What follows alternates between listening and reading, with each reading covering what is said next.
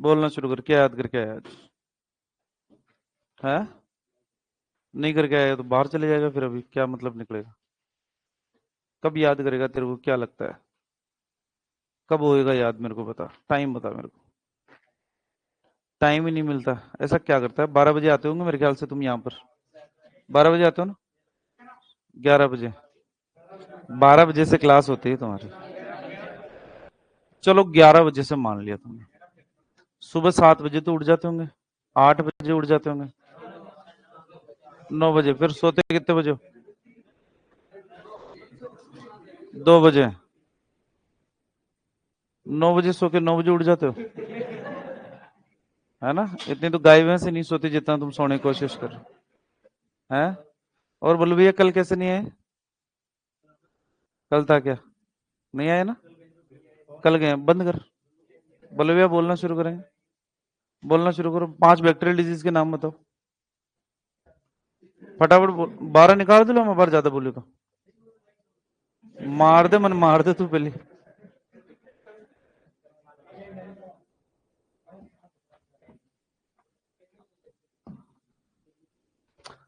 चलो, कल से क्या सीख मिली हमारे को? याद करके आए हो आज तुम। मेरे को तुम्हारी शक्ल से भी लग रहा है ऐसा। कॉन्फिडेंस तुम्हारे अंदर है आज थोड़ा थोड़ा। है ना? है ना? थोड़ा थोड़ा। चलो कोई ना। सबसे पहले अपन ने मेटाबॉलिक डिजीज पढ़ी, उसके बाद में प्रोटोजोल, फिर वायरल, फिर बैक्टीरिया। है ना? अब लिखेंगे पैरासाइटिक डिजीज। हेडिंग डालो।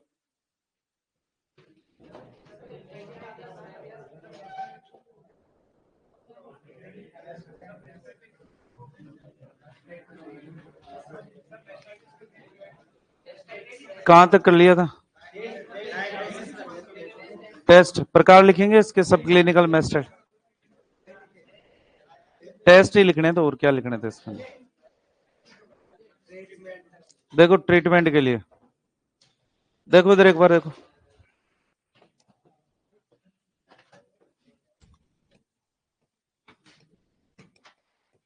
मेस्टाइटिस के ट्रीटमेंट जो बेस्ट होगा ना, वो होता है एबीएसटी से।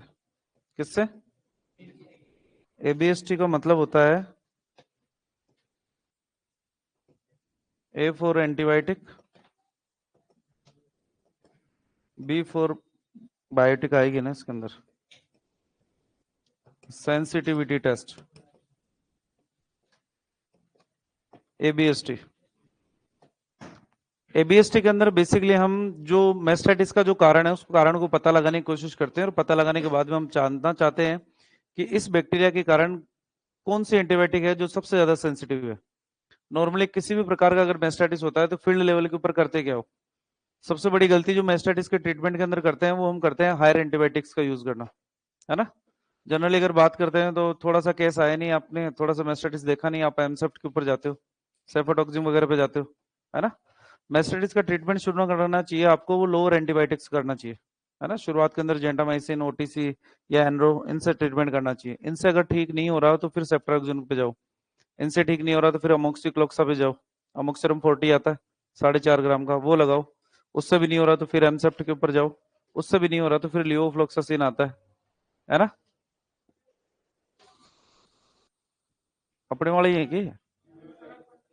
अच्छा, सड़क वाले हैं क्या? चलो कोई ना, ठीक है। तो उस केस के अंदर तो ट्रीटमेंट रहता है सक्सेसफुल, लेकिन बात वही है कि एक एंटीबायोटिक लगाई अपन ने, फर्क नहीं पड़ रहा, तो दूसरी लगाई, फर्क नहीं पड़ रहा, तो तीसरी लगाई। इस केस के अंदर टाइम हमारा काफी ज्यादा खराब हो जाता है, और अडर के अंदर फाइब्रोसिस होने की संभावना बढ़ जाती है। तो शुरुआत के अंदर ये अगर प्रॉपर एंटीबायोटिक अगर हमारे को पता हो कि भाई ये एंटीबायोटिक काम में लेनी है, तो हमारा जो ट्रीटमेंट होगा वो ज्यादा स्पेसिफिक हो जाएगा। उसके लिए अपन क्या करेंगे, एक मिल्क सैंपल भेज देंगे। है ना? मिल्क सैंपल रहेगा, वो लैब के अंदर भेजा जाएगा। टेस्ट कौन सा करवाएंगे? एबीएसटी। कंटेनर के अंदर दूध है, इस दूध को भेज दिया आपने लैब के अंदर।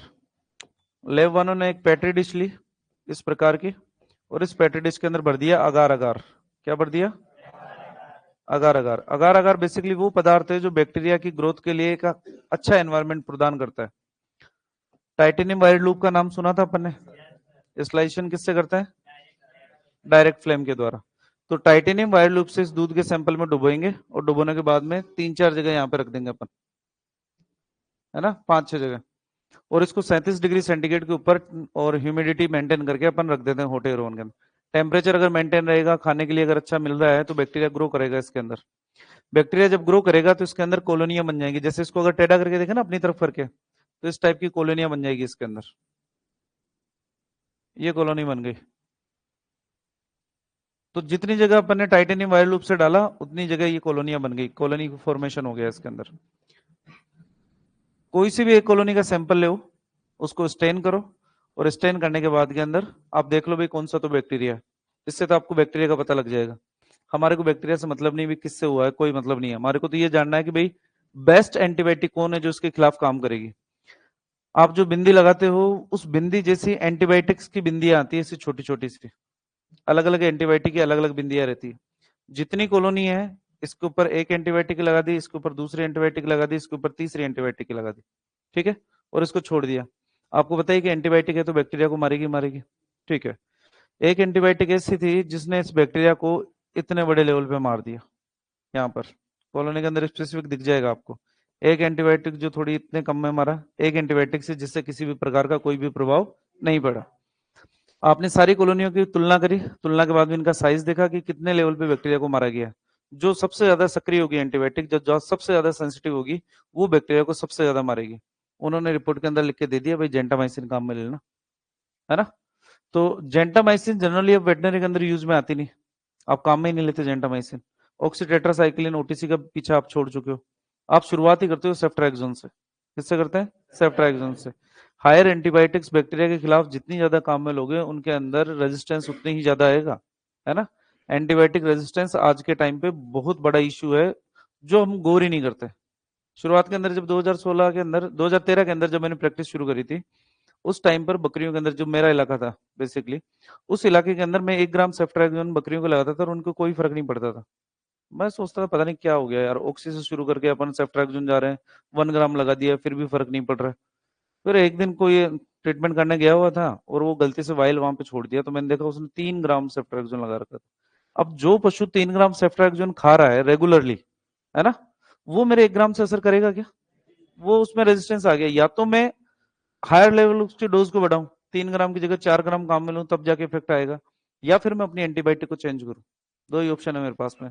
तो एंटीबायोटिक रेजिस्टेंस अगर एक बार आ गई, तो उस केस के अंदर आपके लिए ट्रीट करना काफी ज्यादा मुश्किल हो गया। या तो एबीएसटी करवा लो, या फिर एरारोलन। शुरुआत में छोटी एंटीबायोटिक काम में लो, उसके बाद में बड़ी। जैसे नॉर्मली मेस्टाइटिस के केस के अंदर फील्ड के अंदर हम अमोक्सिलम 40 से शुरुआत करते हैं। अमोक्सासिलिन क्लोक्सासिलिन आता है हमारे पास में 4.5 ग्राम का, वो लगाते हैं। वो ठीक नहीं आ रहा तो फिर एमसेप्ट के ऊपर जाते हैं, जिसमें सेफोटोक्सिम आता है। वो नहीं आ रहा तो उसके अलावा हम लिवोफ्लोक्सासिन के ऊपर जाते हैं। तो जाना इसी लेवल के ऊपर है। अगर शुरुआत के अंदर ही अगर आपने लिवोफ्लोक्सासिन काम में ले ली मेस्टाइटिस के ट्रीटमेंट के अंदर, तो उस केस के अंदर आपकी जो नीचे वाली एमसेफ्ट वगैरह है या अमोक्सिलम 40 वगैरह है, ये तो खत्म हो गई वैसे ही। हायर जनरेशन एंटीबायोटिक्स के ऊपर जाओगे तो लोअर जनरेशन तो वैसे ही काम नहीं करने वाली। तो शुरुआत कभी भी हायर एंटीबायोटिक्स से नहीं करनी चाहिए, करो हमेशा लोअर एंटीबायोटिक्स, ठीक है, पहली बात। दूसरी बात, अडर के अंदर पीएच में परिवर्तन होता है। सामान्यतः एलपीएम के अंदर पढ़ा है दूध की पीएच क्या होती है? 6.4 से 6.7, एवरेज मान के चलते हैं 6.6, है ना। तो उस केस के अंदर मेस्टाइटिस के केस के अंदर दूध की जो पीएच होती है वो इंक्रीज होती है, क्षारीय हो जाती है। क्षारीय पीएच के अंदर बैक्टीरिया ग्रो अच्छे करते हैं। ग्रो करने हम चाहते हैं कि भाई कम हो, इस केस के अंदर आप उसको एसिड के ऊपर शिफ्ट करो, है ना। विटामिन सी के इंजेक्शन आते हैं सिट्रिक एसिड के, है ना, तो वो देना शुरू करो। उसके अलावा ओरली उसको नींबू वगैरह देना शुरू करो, जिससे पीएच डाउन होगी तो बैक्टीरिया ऑटोमेटिक खत्म होंगे। जो फेवरेबल एनवायरनमेंट खत्म हो जाएगा, तो उस केस के अंदर ये भी काम करना शुरू कर देंगे। लेकिन एचएफ जर्सी वाली जो एक्सोटिक ब्रीड्स हैं या क्रॉस ब्रीड एनिमल हैं, और उनके अंदर अगर सब एक्यूट, है ना, सब एक्यूट मेस्टाइटिस अगर उसके अंदर हुआ है, तो बेसिकली वो ठीक होता ही नहीं, कितनी कोशिश कर लो। अडर पूरी की पूरी अडर है, उसके अंदर स्वेलिंग आ जाएगी। स्वेलिंग आने के बाद में उसके अंदर जितना भी टिश्यू है वो फाइब्रोस्ड हो जाएगा। आप कितनी एंटीबायोटिक कितनी काम में ले लो, वो ठीक नहीं होगी। तो जनरली अगर आपने देखो ना कि चाहे वो देसी ब्रीड हो, चाहे वो भैंस हो, चाहे वो एक्सोटिक ब्रीड हो, चारों क्वार्टर के अंदर अगर सूजन आ गई है और आपको ऐसा लग रहा है कि पत्थर जैसी हो गई, फिर आप अगले को उम्मीद मत देना कि भाई ये पूरी तरीके से ठीक हो जाएगी। बहुत रेयर चांसेस हैं उसके अंदर काम करेगा। फाइब्रोसिस अगर एक बार अडर के अंदर हो गया तो वो तो बिल्कुल ही ठीक नहीं होगा। उस केस के अंदर हमारे पास में बोलस ही आते हैं। जैसे आपने सेराकाइंड बोलस का नाम सुना होगा, जिसमें मेलोक्सिकम पैरासिटामोल आता है। उसके साथ में एक सेराकाइंड प्लस बोलस आता है जिसके अंदर सीरेटोपेप्टाइडेज आता है। तो वो सीरेटोपेप्टाइडेज बेसिकली फाइब्रोसिस को कम करने के काम करता है। तो अल्टरनेट के अंदर वो भी शुरू करना है। सिम्टोमेटिक ट्रीटमेंट के अंदर अगर गट गर्म है तो बर्फ का सिकाव वगैरह भी करना हमारे को, ताकि टेम्परेचर डाउन रहे। क्रॉस ब्रीड के साथ में प्रॉब्लम ये रहती है कि टॉक्सिन्स का निर्माण इतना ज्यादा हो जाता है कि कई बार तो डेथ तक हो जाती है मेस्टाइटिस के केस के अंदर। तो फ्लूइड थेरेपी दो उस केस के अंदर, ताकि टॉक्सिन्स क्या हो, डाइल्यूट हो। दूध को चाहे टीट साइफन लगा के निकालना पड़े, हमारे को निकालना ही निकालना है। क्योंकि अडर के अंदर जब तक दूध नहीं निकालोगे तब तक तो बैक्टीरिया को निकलने के लिए जगह ही नहीं है। आपने मार तो दिया लेकिन टॉक्सिन्स तो वहीं कहीं पड़े हुए हैं। तो दिन के अंदर 4-5 बार मेस्टाइटिस के केस के अंदर आप दूध निकालने के लिए बोलो। दूध के अंदर अगर क्लोट्स वगैरह ज्यादा बन गए हैं तो उस केस के अंदर आप टीट साइफन का यूज करो। कई बार दिक्कत ये होती है हमारे साथ में कि ओनर कहता है कि आपके साथ दूध लाल रंग का आ रहा है ना। आप जाके देखते हो ऑर्डर में सूजन भी नहीं है, थन भी नॉर्मल है, दूध भी नॉर्मल है, कोई क्लोट्स व्लोट्स कुछ भी नहीं है उसके अलावा, लेकिन दूध का रंग रेड आ रहा है। दूध का रंग रेड आने का सिर्फ एक ही कारण है, वो है हीमोग्लोबिन। क्या है? हीमोग्लोबिन। यानी कि अडर के अंदर से जब, आपको पता है ना, 1 ml दूध के निर्माण के लिए 400 से 500 ml रक्त होकर गुजरता है। तो कितना ज्यादा ब्लड फ्लो है। अगर थोड़ी सी भी ब्लड कैपिलरी टूट गई होगी तो उसके अंदर क्लोटिंग होने के अंदर टाइम लगता है, और उसके इसके अंदर हीमोग्लोबिन या आरबीसी वो दूध के अंदर आकर मिक्स हो जाती है, जिससे दूध का रंग कैसे हो जाता है, लाल। और कोई संभावना नहीं है। बाकी नॉर्मल मेस्टाइटिस के केस के अंदर, जैसे सबक्यूट मेस्टाइटिस होगा तो उस केस के अंदर तो आएगा आएगा, क्योंकि सूजन आ रही है तो ब्लड कैपिलरीज टूटेगी टूटेगी, तो वहां पर तो नॉर्मल है।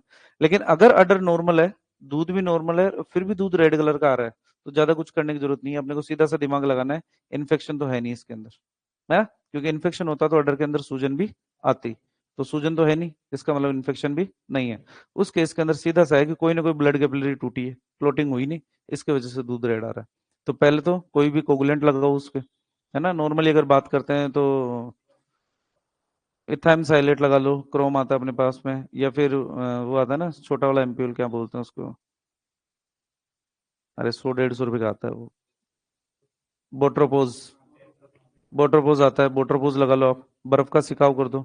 एक सिंगल शॉट इंजेक्शन के अंदर भी ठीक हो जाता है, कोई दिक्कत नहीं करता। क्योंकि क्लोटिंग हुई, ब्लीडिंग रुक गई तो ब्लड दूध के अंदर आना बंद हो गया, दूध का रंग बिल्कुल चेंज हो।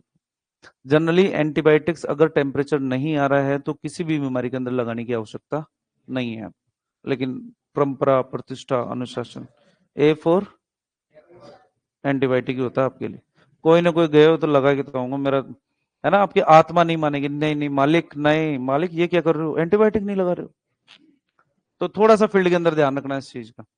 लेकिन जब भी पोस्टिंग होती है ना, हम जैसे नए फील्ड के अंदर जाते हैं तो थोड़ा सा टाइम लगता है हमारे को एडेप्ट होने के अंदर। उसका रीजन ये रहता है कि हमारे को पता ही नहीं कि कौन क्या काम में ले रहा है। हर एक प्रैक्टिशनर जो होता है उसकी एक फेवरेट एंटीबायोटिक होती है। हर एक प्रैक्टिशनर कोई सा भी हो चाहे वो, उसको कुछ समझ में नहीं आएगा ना, जैसे ऐसे होता है ना कि अपने को पता ही नहीं कि क्या है और क्या नहीं है, तो मैं तो ये लगा के आ जाऊंगा सब, वो वाली कंडीशन होती है। मेरी फेवरेट ओटीसी है ना। 100 ml की वायल आती है, बढ़िया सा काम करती है आराम से। जनरली कोई काम करता नहीं, तो इसलिए कोई नहीं काम में लेता। आजकल कोई नहीं काम में लेता, ऑक्सीजेंटा कोई नहीं लेता, एनरोसिन कोई नहीं काम में लेता। उस केस के अंदर मैं काम में लेता हूँ, बढ़िया ठीक भी हो जाता है कई बार। तो अगर एंटीबायोटिक काम में लो तो फिर ब्रॉड स्पेक्ट्रम काम में लो, अगर आपको लगता है कि इन्फेक्शन है तो ओटीसी बेस्ट। हाँ, अगर कोई भी श्वसन से संबंधित रोग आ रहा है, आपको लग रहा है नेजल डिस्चार्ज है, निमोनिया टाइप का है, उस केस के अंदर जाओ आप एनरोफ्लोक्सासिन के ऊपर, एनरोसिन काम में लो। अब एनरोसिन तो छोड़ दी, तुम तो सीधा एक्सेप्ट के ऊपर आते हो, 1 ग्राम लगा के आ जाते हो उसके, है ना। तो वही वाली बात है, हायर एंटीबायोटिक्स जितने कम काम में लोगे तो लोअर वाली उतनी ज्यादा काम करेगी। हायर काम में ले रहे हो तो लोअर वाली की उम्मीद छोड़ देना, फिर कभी लोअर से ठीक हो जाएगा। तो ट्रीटमेंट के लिए आप क्या करवा सकते हो, एबीएसटी। अब जरूरी नहीं कि एबीएसटी कराने के लिए आप उसको अपने एसडीडीसी के अंदर ही भेजो या बीपी लैब के अंदर ही भेजो। किसी भी अपने आसपास में जो भी ह्यूमन वाले डायग्नोस्टिक सेंटर होते हैं वहां पर आप एबीएसटी लिखकर भेज सकते हो। वो आपको एबीएसटी के अंदर प्रॉपर एंटीबायोटिक बता के दे देंगे, है ना। बैक्टीरिया कौन सा होगा कौन सा नहीं, अपने को क्या लेना देना है, कोई सा भी हो, अपने को तो इलाज करना है। इन्फेक्शन हुआ है वहां पे दिख रहा है अडर के अंदर सूजन आ रखी है, तो बस एबीएसटी कराओ। एबीएसटी कराने के बाद में वो लिख के देंगे आपको। रिपोर्ट जो आएगी उसके ऊपर ऐसे लिखा रहेगा, इस टाइप से, एक एंटीबायोटिक आगे 2+ लिखे रहेंगे। तो जिसके अंदर ज्यादा प्लस के निशान है, मतलब वो एंटीबायोटिक ज्यादा सेंसिटिव है और वो आप ज्यादा काम में लो, ठीक है। जिस एंटीबायोटिक के लिए माइनस आ रहा है, इसका मतलब वो एंटीबायोटिक बिल्कुल भी काम नहीं कर रही। तो जो काम ही नहीं कर रही उसको लगाने का क्या फायदा है फिर अपने। तो एबीएसटी कराओ मेस्टेटिस का, अगर प्रॉपर ट्रीटमेंट करना चाह रहे हो तो। बाकी तो कुछ ही लगा लो, क्या फर्क पड़ता है। ओनर थोड़ी देख रहा है कि क्या लगा रहा है, भैंस थोड़ी बोल रही कि मालिक हमसे मत लगाओ। नोट डाल के लिखो ये बात।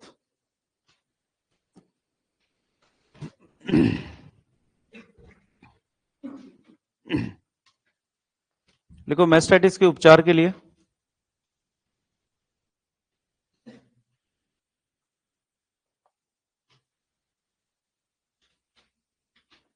मेस्टाइटिस के उपचार के लिए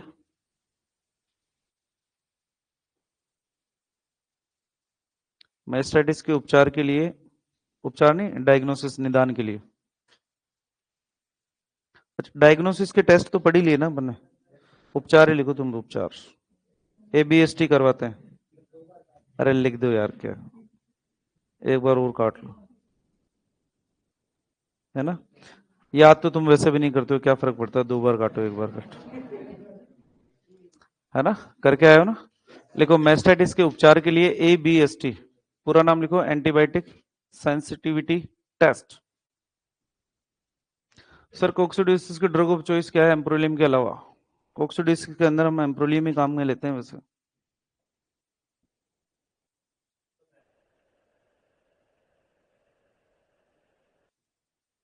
डॉप्सोन, डॉप्सोन, डेप्सोन ऑप्शन में था।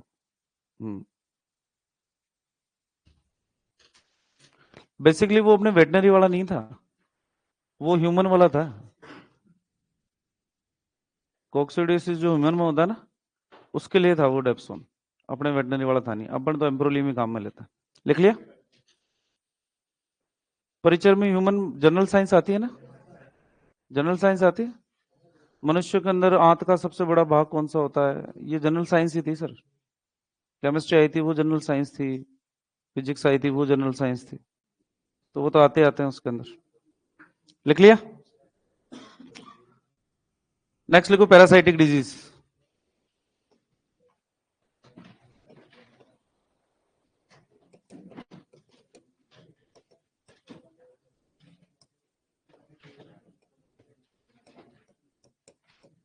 परजीवी रोग।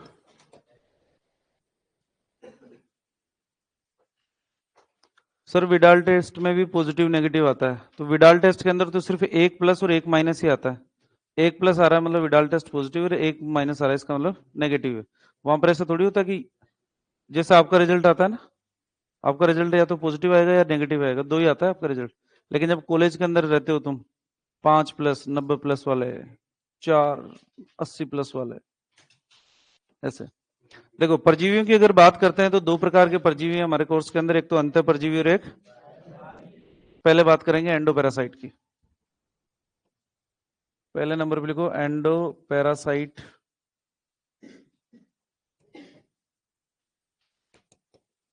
डिजीज, अंतः परजीवी रोग, अंतः परजीवी रोग।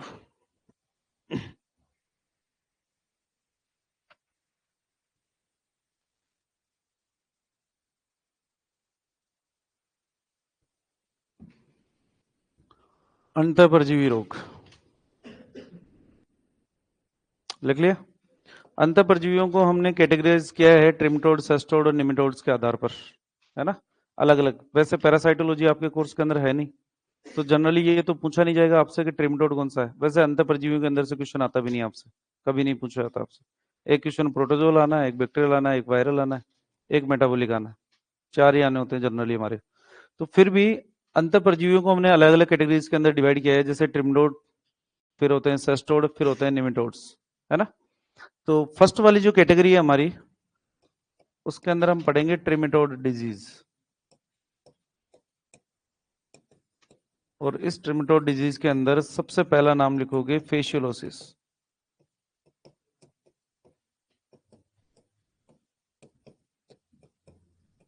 फेशियोलोसिस सुनते जाओ, बाद में लिखना। फेशियोलोसिस की अगर बात करते हैं तो कैटेगरी कौन सी है? ट्रिमेटोड, ट्रिमेटोड से होगा। कारण की अगर बात करते हैं, इटियोलॉजी की अगर बात करते हैं, तो नाम आता है फेशियोला हिपेटिका, फेशियोला हिपेटिका।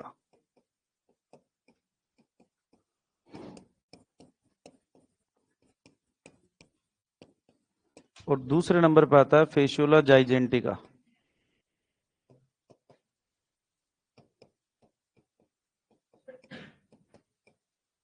फेशियोला जाइजेंटिका,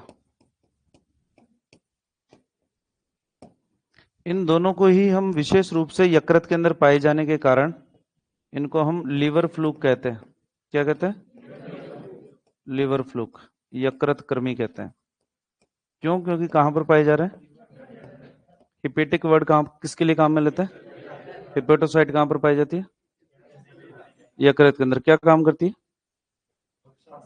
भक्षण का। लठ लेके आओ रे तुम्हारे में, डिटॉक्सिफिकेशन का कार्य करते हैं, है ना। कौन सा कोशिकांग पाया जाता है? कौन सा कोशिकांग अत्यधिक विकसित होगा इसके अंदर? SER, स्मूथ ER के कार्य में लिखा था यकृत कोशिका हेपेटोसाइट में डिटॉक्सिफिकेशन है विशरण। ठीक है, लीवर फ्लूक कहते हैं इसको। लक्षणों की अगर बात करते हैं हम यहां पर,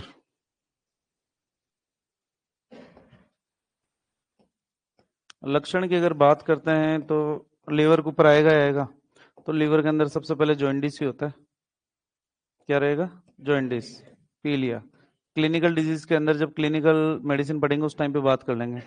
जॉइंडिस हो रहा है तो एनीमिया भी होगा, एनीमिया तो डेथ भी हो सकती है अगर टाइमली ट्रीट नहीं करें।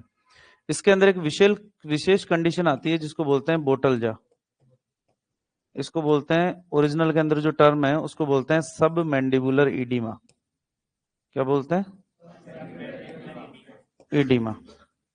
सब मैंडिबुलर ईडीमा का मतलब होता है मैंडिबल के नीचे की तरफ सूजन का आना। तो बेसिकली ईडीमा और सूजन के अंदर फर्क होता है। सूजन जो बेसिकली होती है उसके अंदर तो इन्फ्लामेशन होता है, वो रेडनेस, हॉटनेस, कैलोर डोलोर जो पढ़े थे अपन सर्जरी के अंदर, वो सारी की सारी पाई जाएगी। इडीमा के अंदर ऐसा कुछ नहीं होता। इडीमा का मतलब होता है कि कोशिकाओं के अंदर से फ्लूइड निकल कर वो इंटरसेलुलर स्पेस के अंदर आ जाता है। कई बार ऐसा होता है ना, जैसे बड़े बूढ़े आदमियों के अंदर अगर पैर लटका के बैठे रहते हो तो पैरों पे सूजन आ जाती, फिर जैसे आप पैरों को ऊपर रख देते हो उनको या एक लेवल के ऊपर रखते हो तो उस केस के अंदर वापस से नॉर्मल हो जाते हैं। तो इडीमा का मतलब होता है इंटर सेलुलर स्पेस के अंदर फ्लूइड का बढ़ना, जिसकी वजह से हमारे को ऐसा लगता है कि सूजन आई है। आप जैसे दबा के देखोगे ना उसको, तो वहां पर जैसे उंगली से दबाए तो जिस जगह पे दबाओगे वहां पर गड्ढा पड़ा का पड़ा ही रह जाएगा। सेम ये कंडीशन यहाँ पर आती है सबमैंडिबुलर इडिमा। ये मैंडिबल है, नीचे की तरफ यहाँ पर ऐसा लगेगा जैसे कि बोतल जैसे लटकी हुई है, मैंडिबल के बीच में पाया जा रहा है, इसलिए नाम क्या दिया? सब मैंडिबुलर इडिमा। ये स्पेसिफिक है, सिर्फ किसके किसके अंदर मिलेगा आपको? फेशियोला के अंदर ही मिलेगा, और किसी के अंदर नहीं मिलेगा आपको। क्लियर? ट्रीटमेंट की बात करेंगे। ट्रीटमेंट के अंदर आप कुछ भी दे सकते हो। जो डीवर्मर है आपके पास में, एल्बेंडाजोल है, फैनबेंडाजोल है, नाजोल, ऑक्सीक्लोजेनाइड है, इसके अलावा क्लोसेंटल है आपके पास में। किसी से ही करवा दो, डीवर्मिंग करवानी है हमारे को इसके अंदर। क्लोसेंटल, डीवर्मिंग करवा दोगे तो फायदे में रहोगे। ठीक है। लार्वा अवस्थाएं जनरली है नहीं, लेकिन फिर भी इतना जरूर याद रखना कि इसका इंटरमीडिएट जो होस्ट होता है, इंटरमीडिएट होस्ट, वो होस्ट होता है स्नेल या घोंगा। कौन होता है? घोंगा। ठीक है। आपने देखा होगा एक गोल गोल सा जीव इस टाइप का, फिर इसके अंदर से ये दो सींग जैसे निकले रहते हैं, इसको बोलते हैं स्नेल या घोंगा। जो सीपी होती है ना, उधर क्या बोलता है भाई को ये बता, हर बार तो है दिक्कत है कुछ? टेबल को पीछे, तेरी टेबल तो है नहीं, तो पीछे करके क्या करेगा? है इधर, है ना। ठीक है। तो वो जो घोंगा है वो इसका इंटरमीडिएट होस्ट के रूप में काम करता है। जनरली होता क्या है कि जब बारिश का टाइम आता है ना, बारिश शुरू हो गई तो हरा ही हरा हो गया, जनरली ये सुप्तावस्था के अंदर रहता है। लेकिन जब बारिश आती है, नमी आती है, उस टाइम पर ये बाहर निकलेंगे, आपको अभी वाले सीजन के अंदर देखने को नहीं मिलेंगे।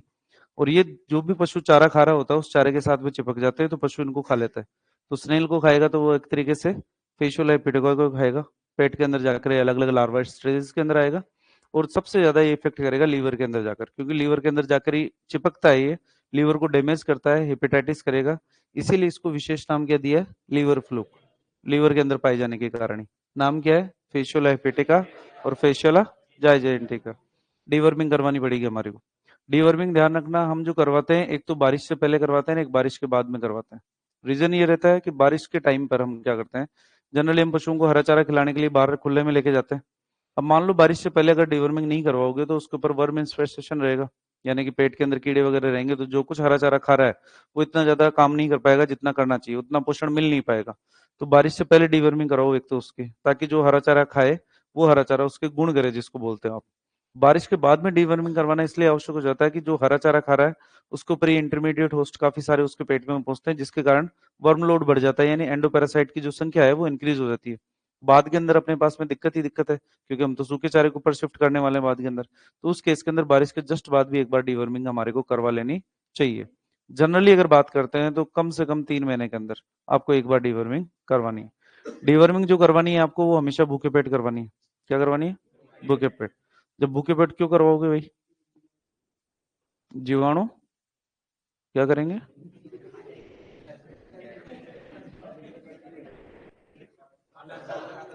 बोलो भाई बल्लू भैया। अच्छा, कुछ खाने के लिए, मतलब आप भूखे पेट हो फिर आप अलग से दे रहे हो उसको। तो उसके अंदर अगर बात करते हैं तो भूखा है, तो जानवर भूखा है तो एंडोपैरासाइट भी भूखा है।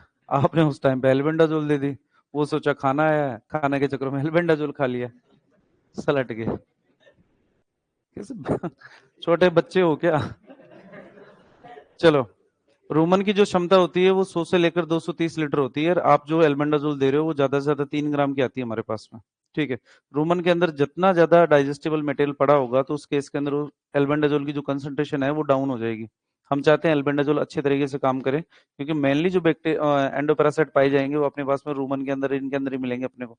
तो अवशोषण इसका ज्यादा से ज्यादा हो तो हम चाहेंगे कि रूमन के अंदर अनडाइजेस्टेड फीड मटेरियल कम से कम हो, और वो कम से कम तब होगा जब वो भूखा रहेगा। ठीक है। तो जब जुगाली कर रहा है, जुगाली कर रहा है इसका मतलब पेट भरा हुआ है, पेट भरा हुआ है इसका मतलब रूमन पूरी भरी हुई है, तब जाके तो जुगाली कर रहा है। उस केस के अंदर हम डीवर्मर इतना काम नहीं कर पाएगा। प्रॉपर अगर आपको काम करवाना है तो उस केस के अंदर कम से कम भूखे पेट दो। भूखे पेट देने के बाद के अंदर कम से कम 2 घंटे भूखे रखो उसको, और उसके बाद में पहले पानी पिलाना है, उसके बाद में चारा डालना है उसको। ठीक है। पानी डालने से क्या हो, पानी पिलाने से क्या होगा पहले कि रूमन के अंदर जो फ्लूइड की मात्रा है वो फ्लूइड की मात्रा बढ़ेगी, और फ्लूइड की मात्रा ज्यादा रहेगी तो वो रेटिकुलम के थ्रू अबोमेजम अबोमेजम से होते हुए इंटेस्टाइन के द्वारा बाहर निकल जाएंगे मरने के बाद में। तो ये थोड़ा सा ध्यान रखना होता है। तो डिवर्मिंग जब भी करवाओ भूखे पेट, पहली बात तो जैसे शाम को खाना डाल दिया जानवर को, जैसे शाम को डाल देते हैं अपन चारा दाना कुछ भी, उसके बाद में पूरी रात, तो सुबह जल्दी उठ के करवा दो, 2 घंटे भूखे रख लो, उसके बाद में पहले पानी फिर चारा। ये गाय भैंस भेड़ बकरी सबके अंदर आपका यही उसूल है। इवन आपके अंदर भी डीवर्मिंग करवानी हो तो हमेशा कैसे देना चाहिए? भूखे पेट। तुमने तो नहीं खाई होगी, आजकल के बच्चे तो खा लेते हैं, स्कूलों के अंदर देने लगे। क्लियर है? उतारो इसको। बिना बात किए।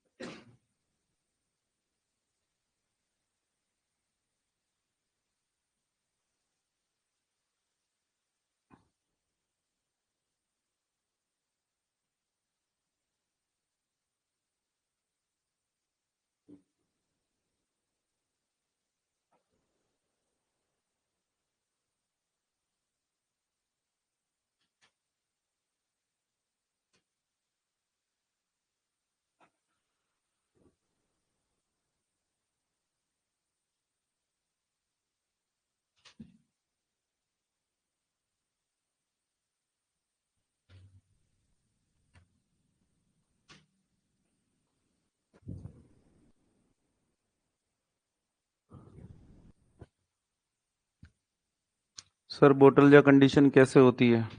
आपने लेट ज्वाइन की है क्लास।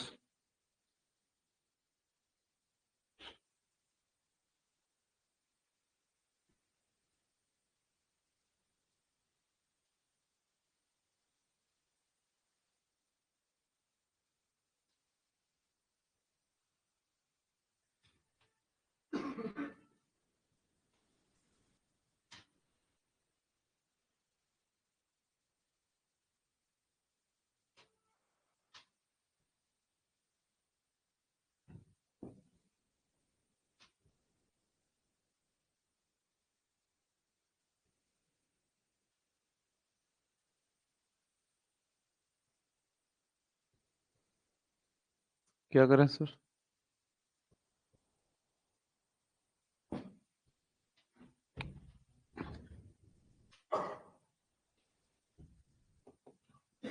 एक स्पेसिफिक साइन और लिखना है इसके अंदर।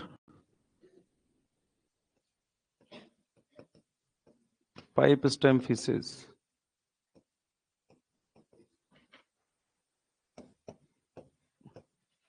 फेशियोलोसिस के अंदर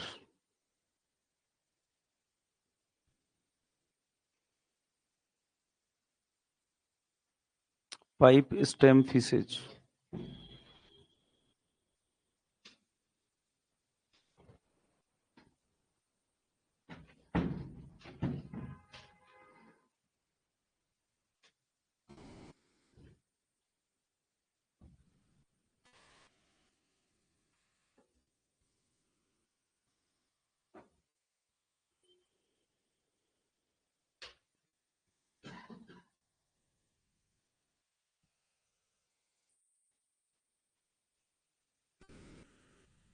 क्या समझ में नहीं आ रहा तुम्हारे? मेरे को ही बोल दो तुम। क्या नहीं आया समझ में? क्या समझ में नहीं आया? तो मेरे से पूछ लो ना, तुम क्या लिखा है। तेरे को समझ में आ गया तो तू बता दे। आ गया तेरे को समझ में? नहीं आया तो तू पूछ ले फिर।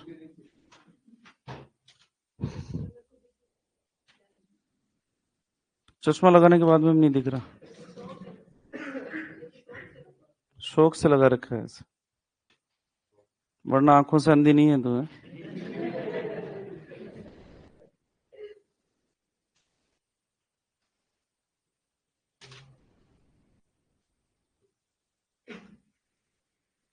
कितनी उंगलियां हैं ये?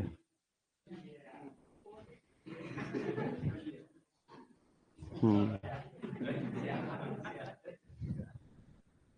दीपू भैया को बिना किए भी पता लग जाता है कितनी है। अच्छा। दीपू ये कहा था ना मैंने, दोस्तों से दूर रहना, भाइयों से दूर रहने के लिए कहा था कल मैंने, वर्ड भाई काम में लिया था। चलो, दिक्कत यहां तक।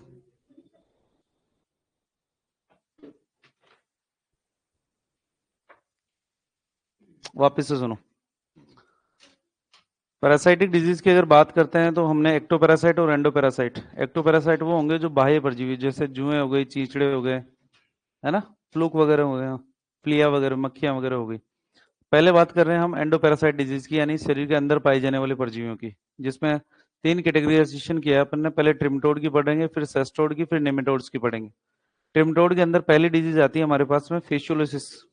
फेशियोलिस को फेशियोलिसिस इसलिए बोला है क्योंकि फेशियोला हेपेटिका और फेशियोला जाइजेंटिका का कारण होता है। सामान्यतः ये लीवर के अंदर पाए जाते हैं, इसलिए इनको लिवर फ्लूक या यकृत कृमि भी कहते हैं। इंटरमीडिएट होस्ट की अगर बात करते हैं इनके जीवन के अंदर, तो वो कौन सा है? स्नेल या स्नेल को घोंगा भी कहते हैं। क्या कहते हैं? घोंगा। लक्षणों की अगर बात करते हैं तो लीवर के अंदर पाया जा रहा है तो जॉइंडिस या पीलिया तो करेगा ही करेगा। इसके अलावा एनीमिया हो जाएगा, डेथ भी हो सकती है। सामान्य रूप से जो सिम्टम आपको फील्ड के अंदर देखने को मिलते हैं वो बोटल जा कंडीशन है। बोटल जा को हम बोलते हैं सब मैंडिबुलर ईडिमा। मैंडिबल के नीचे की तरफ बोतल जैसे लटकी हुई मिलेगी आपको, पिकुलर साइन है, आपको देखते ही पता लग जाएगा कि फेशियोलिसिस हुआ है इसके अंदर। इसके अलावा पाइप स्टेम फीसिस। पाइप स्टेम फीसिस का मतलब कि रेक्टम के अंदर से इतना ड्राई फीसिस आएगा तो ऐसा लगेगा जैसे पाइप के अंदर से निकल रहा है, बिल्कुल फिक्स गोल आकार का। इसको नाम दिया पाइप स्टेम फीसिस। ट्रीटमेंट के अंदर हमारे पास में डीवर्मिंग करवानी है, चाहे एल्बेंडाजोल से कराओ, चाहे फेनबेंडाजोल से कराओ, चाहे ऑक्सीक्लोनेजाइड से कराओ, चाहे क्लोसेंटल से कराओ, किसी से भी करवा लो, आपकी इच्छा है वो। ठीक है, लिख लिया? लिखो।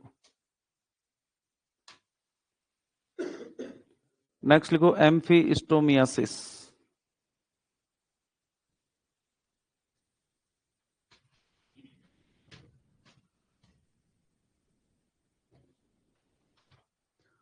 सर एनाटोम में हमारे सेनिबिल जॉइंट, बाकी सेनिबिल कौन सा जॉइंट होता है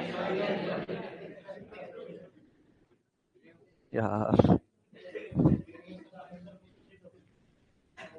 शर्म करो तुम, जनरेशन जेड वाले हो तुम, जनरेशन जेड वाले हो तुम, है ना? जो शॉर्ट के अंदर भी ऐसा लिखते हैं कि अगले को समझ में आ जाता है, और तुम्हारे से साइनोविल नहीं लिखा जा रहा है यहाँ पर। चलो जैन जी, दिक्कत यहां तक? नहीं सर। फेशियोलिसिस के बाद में अगर सेकंड नंबर पे डिजीज की अगर बात करते हैं तो हमारे पास में आती है एम्फिस्टोमियासिस।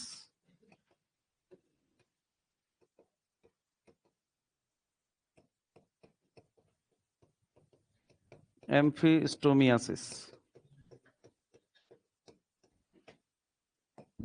कारण की अगर बात करते हैं तो कारण का नाम है पैरा एम्फिस्टोम सर्वाई। क्या नाम है? पैरा एम्फिस्टोम सर्वाई। इस पैरा एम्फिस्टोम सर्वाई को हम स्टोमक फ्लू भी कहते हैं। कौन सा फ्लू कहते हैं? स्टोमक फ्लूक, आमाशय कृमि भी कहते हैं। जबकि फेशियल को क्या कहा था? लिवर फ्लूक कहा था हमने। ठीक है, स्टोमक फ्लूक। इंटरमीडिएट होस्ट की अगर बात करते हैं तो इसके अंदर भी स्नेल है। इंटरमीडिएट होस्ट वो इसके अंदर भी कौन सा है? स्नेल। चूंकि आमाशय में पाया जाता है तो लक्षणों के अंदर स्पेसिफिक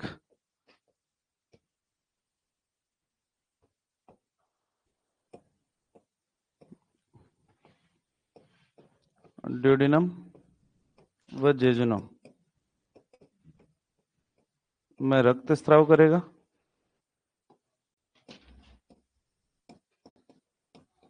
इतना कोई खास है नहीं, बाकी सारे के सारे फेशियोला के समान है इसके अंदर, चाहे वो उपचार हो चाहे वो लक्षण हो, समान। याद सिर्फ इतना रखना है कि फेशियल को लिवर फ्लू कहते हैं और पैरा एम्फिस्टोम सर्वाई को स्टोमक फ्लू कहते हैं, क्योंकि ये किसमें पाया जाता है? स्टोमक के अंदर पाया जाता है। बस इतना ही याद रखो, बाकी सारी की सारी चीजें किसके समान है? फेशियोला के समान। लिखिए।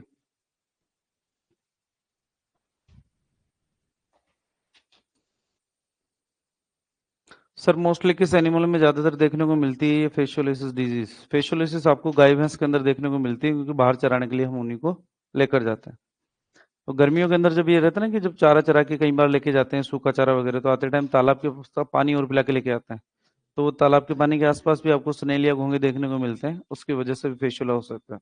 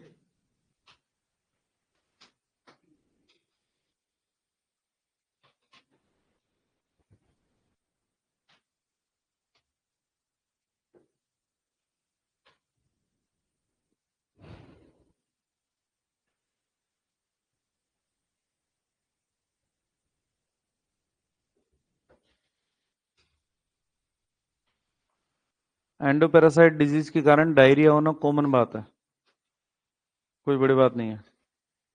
जब फ्लूइड अक्यूमुलेशन अगर ज्यादा होगा तो उस केस के अंदर डायरिया हो सकता है पशुओं के अंदर, और एंडोपैरासाइट होगा तो उसके अंदर बदबू जरूर आएगी, स्मेल आपको अलग से देखने को मिलेगी। सिरके जैसी मीठी गंध कौन सी डिजीज में होती है? कीटोसिस के अंदर। रूथरा टेस्ट किस में करता है? कीटोसिस के अंदर। ठीक है, नेक्स्ट। एम्फियोस्टोमोसिस की अगर बाद में अगर बात करते हैं तो हमारे पास में आता है सिस्टोसोमियासिस।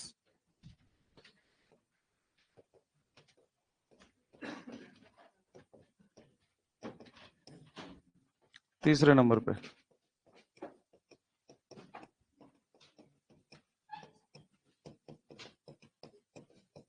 सिस्टोसोमियासिस, तीसरे नंबर पे। देखो उधर,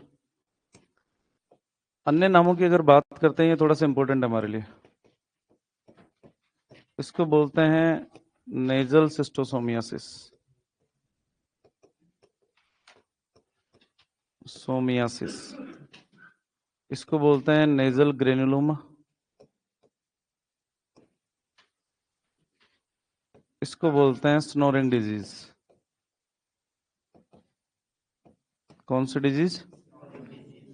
स्नोरिंग डिजीज। कारण की अगर बात करते हैं हम,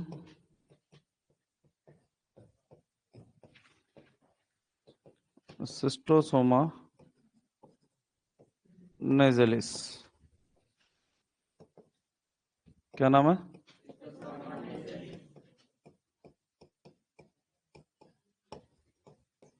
नेजलिस। इसके अलावा एक और नाम आता है सिस्टोसोमा बोविस।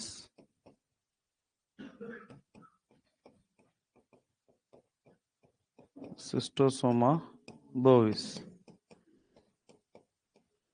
सिस्टोसोमा नेजलिस की अगर बात करते हैं तो ये आपको मिलता है नेजल वेन के अंदर। किसके अंदर प्रेजेंट होता है? अगर सिस्टोसोमा बोविस की अगर बात करते हैं तो ये मीजेंट्रिक वेन में प्रेजेंट होता है। कौन से वेन में प्रेजेंट होता है? चूंकि ये नाक के अंदर पाया जा रहा है, इसलिए इसको नेजल फ्लूक बोलते हैं। क्या बोलते हैं? और चूंकि ये मेजेंट्रिक वेन में पाया जा रहा है, इसलिए इसको ब्लड फ्लूक भी कहा जाता है। क्या कहते हैं? Blood fluke. लक्षणों की अगर बात करते हैं स्पेसिफिक इसके अंदर, तो स्पेसिफिक लक्षण देखने को मिलते हैं आपको। फॉर एग्जांपल अगर बात करें लक्षणों की,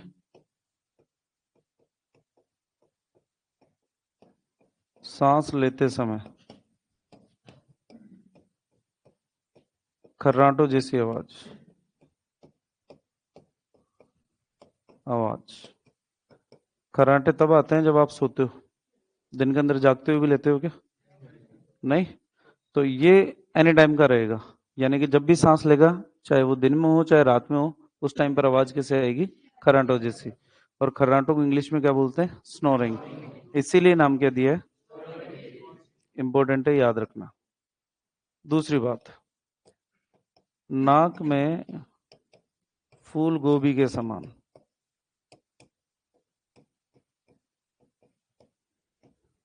ग्रेन्युलोमा बन जाता है। तो नाक के अंदर अगर देखोगे तो छोटे छोटे एब्सेस बन जाएंगे, जिसकी वजह से ऐसा लगेगा जैसे कोई फूल गोभी, छोटी फूल गोभी नाक के अंदर फंसी हुई है। तो नाक के अंदर ऑब्स्ट्रक्शन होने के कारण, जनरली जैसे होता है ना, जुकाम वगैरह लग जाती है तो हल्की से नाक बंद होती है, तो हमारे को खुद को आवाज ऐसा लगता है सांस लेते टाइम पे आवाज आ रही है। तो यहाँ पर फूल गोभी के समान संरचना बन गई, जिसको हमने नेजल ग्रेनुलोमा नाम देते हैं। इस फूल गोभी के समान संरचना के कारण ही नाम क्या दिया गया? नेजल ग्रोमा। और सिस्टोसोमा के कारण हो रही है, और ये सिस्टोमा पाई जगह नाक के अंदर, इसलिए इसको नेजल सिस्टोसोमियासिस भी कहते हैं। तो इस फूल गोभी के समान संरचना बनने के कारण ही हम सांस लेते टाइम पे क्या करेगा? ये खर्राटो जैसे आवाज। नेजल डिस्चार्ज मिलेगा आपको, नेजल डिस्चार्ज। इस नेजल डिस्चार्ज के अंदर म्यूकस भी हो सकती है और ब्लड भी हो सकता है इसके अंदर। ब्लड हमेशा इसके अंदर प्योर ब्लड आएगा, प्योर ब्लड यानी कि अनक्लोटेड ब्लड आएगा। क्यों? क्योंकि जो फूल गोभी के समान जो संरचना बनी है उसके अंदर ब्लड कैपिलरीज टूटेगी, तो लगातार ब्लीडिंग थोड़ी थोड़ी थोड़ी थोड़ी होती रहेगी और जानवर सांस लेते टाइम पे खरांटो जैसी आवाज करेगा ही करेगा।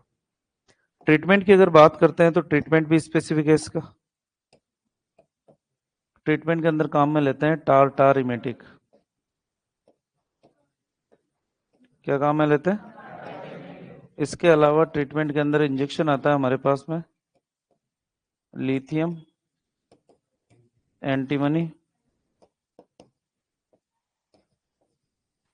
टार्ट्रेट,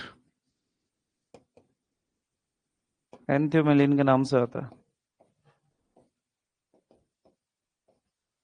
इसको याद रखना है। तो एंथियोमेलिन तो फील्ड के लिए, आपके लिए ड्रग ऑफ चॉइस कौन सी है? ड्रग ऑफ चॉइस किसके केस के अंदर? सिस्टोसोमियासिस के कारण। जो मेजेंट्रिक वेन में पाया जा रहा है, ये तो सारे सिम्टम लिखे अपन ने नेजल के कारण, सिस्टोसोमा नेजलिस के कारण। मेजेंट्रिक वेन में पाए जाने के कारण इसके अंदर हीमोरेजिक डायरिया होएगा, यानी कि दस्त होएगा, दस्त के साथ में ब्लड निकलना चालू रहेगा उसके अंदर। तो जनरली हमारे लिए इंपॉर्टेंट कौन सा है? सिस्टोसोमा नेजलिस, इसीलिए कि इसके बारे में पढ़ा। तो सिस्टोसोमियासिस की अगर बात करते हैं तो नेजल सिस्टोसोमियासिस इसलिए कहा है क्योंकि नाक के अंदर पाया गया है, सिस्टोसोमा स्पीसीज के कारण हो रहा है। नेजल ग्रेनुलोमा यानी कि गोभी के फूल के समान जो संरचना बनी है नाक के अंदर, उसको हम बोलते हैं नेजल ग्रेनुलोमा। और स्नोरिंग डिजीज इसलिए कहते हैं क्योंकि खराटे की आवाज करेगा। ये सिम्टम हमने लिख दिया है। ट्रीटमेंट की अगर बात करते हैं तो टार्टार एमेटिक। क्लियर? उतारो।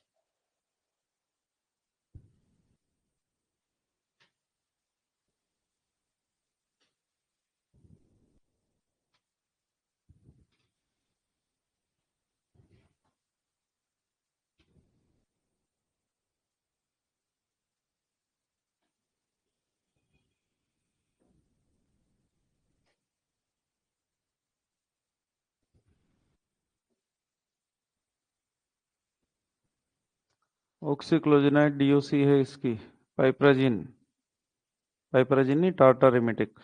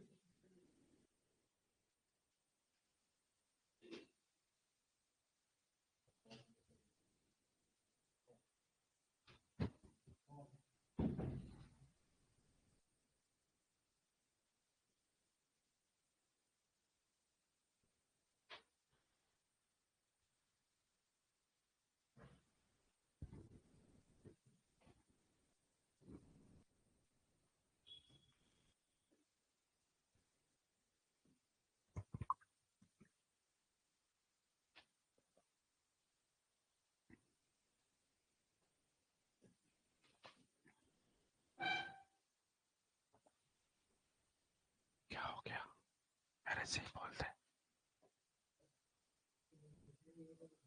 क्या?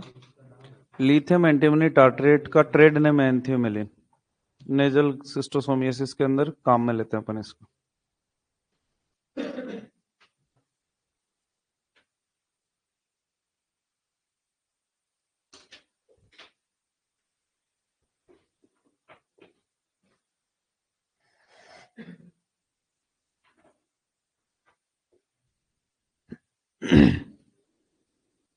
एंडोपेरासाइट डिजीज के अंदर सबसे पहले ट्रिमेटोड लिखा अपन ने, ट्रिमेटोड्स के कारण होने वाली डिजीज। ट्रिमेटोड के अंदर पहला लिखा फेशियोलिसिस, दूसरे नंबर पे पैराएम्फिस्टोमासिस और तीसरे नंबर पे सिस्टोसोमियासिस। ठीक है, ये तीन ही हैं जो ट्रिमेटोड की कैटेगरी के अंतर्गत आती है। नेक्स्ट लिखो निमोटेड disease. Nematode disease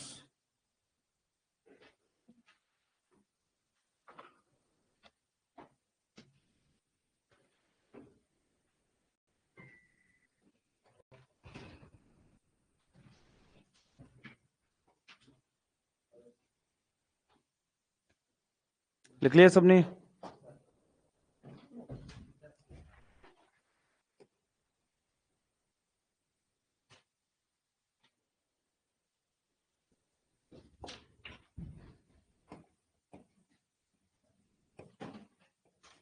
nematode disease, इसमें सबसे पहले आता है हमारे पास में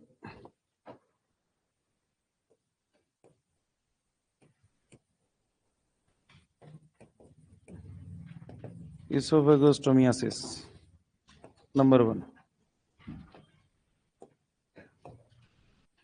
कारण की अगर बात करते हैं तो नाम आता है इसोफेगोस्टोमम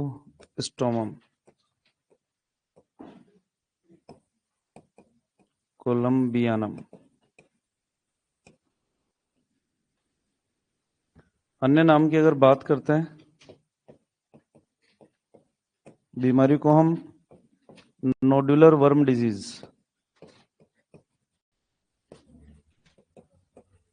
भी कहते हैं। इसके अलावा एक विशेष नाम आता है जिसको हम बोलते हैं पिंपली गट। कौन सी गट? पिंपली गट। तो पिंपली गट के अंदर सीकम के अंदर नोडल्स बन जाते हैं। लक्षण के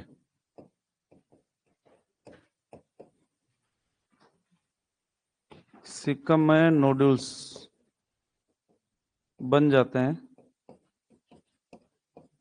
जिसमें पस या मवाद भरी रहती है, इसलिए इसे क्या नाम देते हैं? पिंपली गट। क्या कहते हैं? पिंपली गट। इसोफेगोस्टियम कोलंबियानम को हम नोडुल वर्म भी कहते हैं। कौन सा वर्म? क्यों? क्योंकि ये क्या बनाता है? नोडल्स बनाता है। और बीमारी का नाम क्या है? पिंपली गट। पिंपली गट नाम याद रखोगे और इसोफेगोस्टियम कोलंबियानम ये नाम याद रखोगे आप। क्लियर? लिखिए।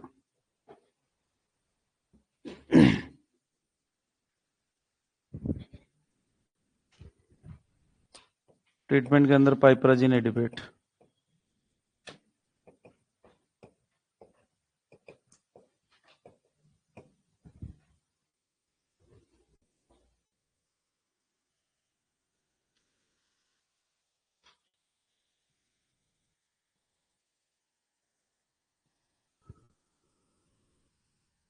सर आप एलपीएम की क्लास क्यों नहीं लेते अब? वेरी गुड, बहुत अच्छा क्वेश्चन। क्योंकि टाइम नहीं मिल रहा।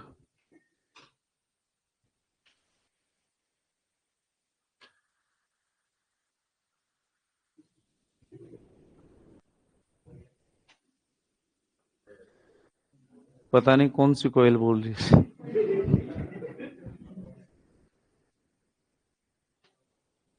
दिव्या कोयल बोल रही है या संकेत है?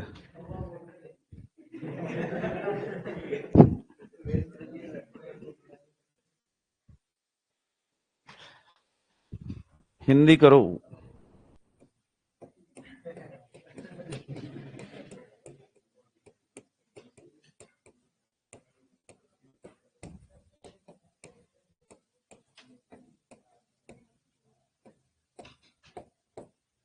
ईसोफेगोस्टोमम कोलंबियानम।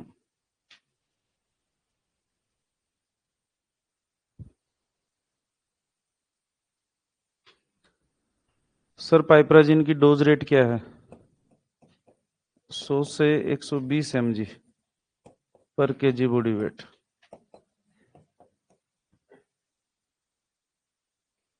राजोवास के पेपर में पूछा है कई बार। फार्मेकोलॉजी में नहीं पढ़ा थे कि तुम्हारे को डोज रेट वगैरह है? पढ़ाते तो हैं, तुमने पढ़ी नहीं अभी तक। फार्मा क्लास नहीं हो रही तुम्हारी? ये कोई है? टेस्ट तो मेरी वजह से चल रहा है।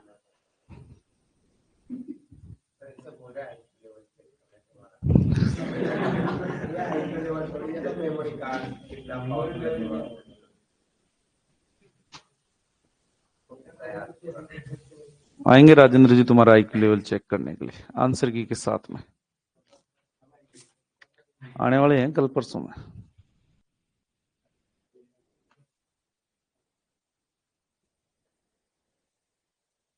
बता देंगे तो फिर सरप्राइज कैसा रहेगा? तो सब्जेक्ट का ही पता लग गया तो फिर क्या मतलब है तुम्हारा? सरप्राइज किस चीज का है फिर? सरप्राइज इसी चीज का तो है।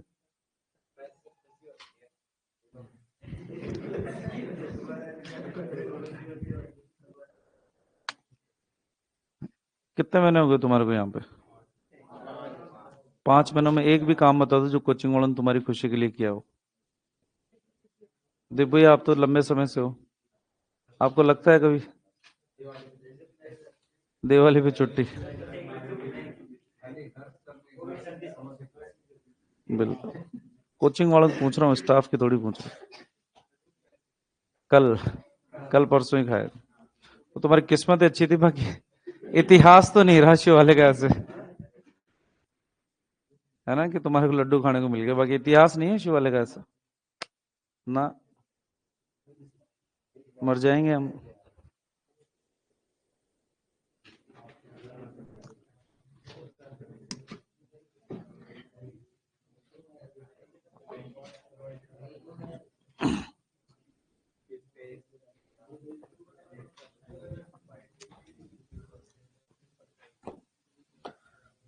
इसी के अंदर एक नाम लिखना, लंग वर्म।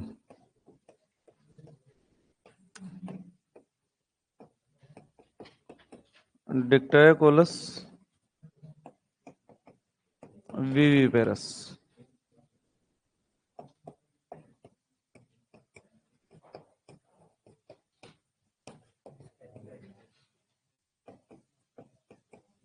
विविपेरस, है ना। इसोफेगस स्टोमक में दूसरे नंबर पे लिख लेना लंग वर्म। लंग वर्म बोल रहे हैं या किस कहां पर पाया जाएगा? इसी में के अंदर है, इसी में, इसमें निमेटोड्स के अंदर ही आएगा सेकंड नंबर पे। सिर्फ नाम नाम लिख के छोड़ देना। लंग्स के अंदर पाया जा रहा है तो रेस्पिरेटरी सिम्टम्स आएंगे इसके अंदर। आपसे सिर्फ इतना पूछा जाएगा लंग वर्म कौन सा है? डिक्टोकोलस विविपेरस।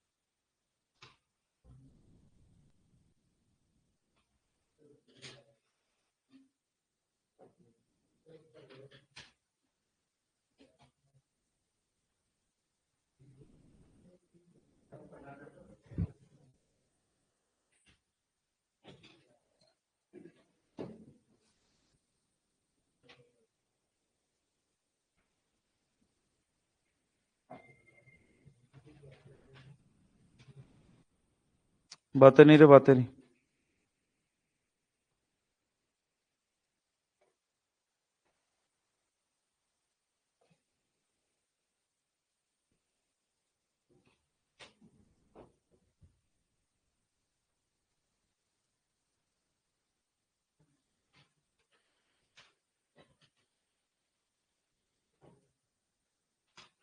लिख लिया?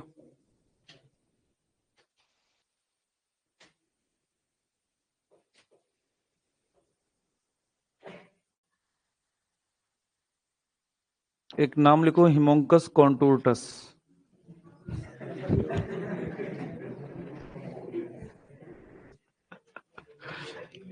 लिख लोगे? तीसरे नंबर पे लिखोगे।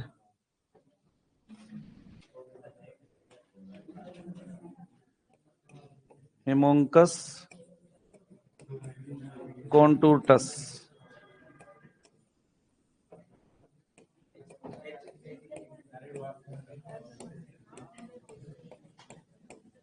हिमोंकस कॉन्टूरटस। इसके कारण जो रोग होता है, वायर वर्म डिजीज।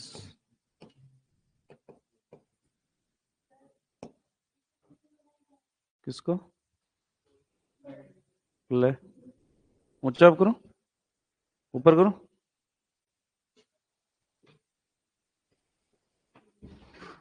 लिख।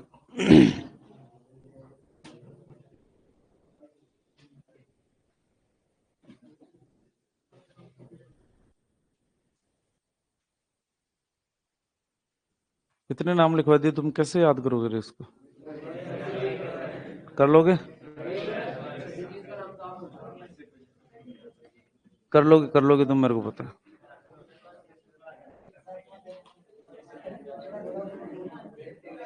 थोड़ा थोड़ा। कल सारी बैक्टीरियल डिजीज याद करके आओगे।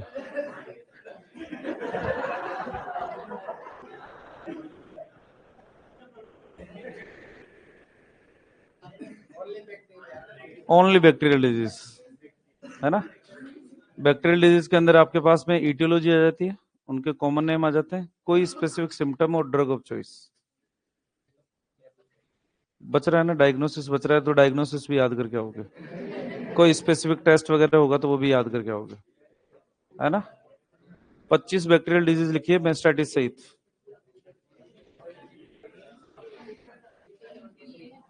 23 मान लो, 2 कम हो गई, चलो 23।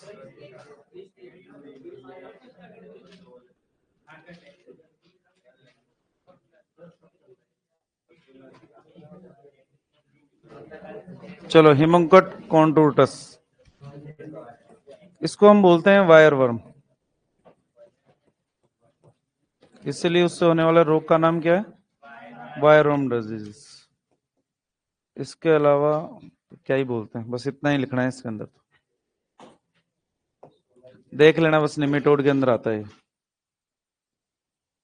बार्बर पोल डिजीज भी कहते हैं इसको।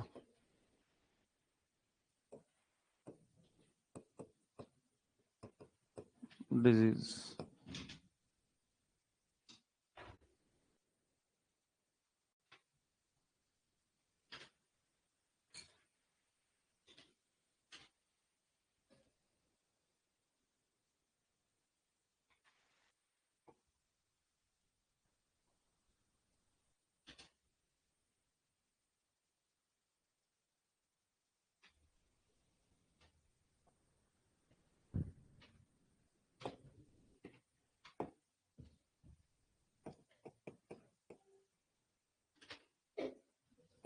एथिलेजिया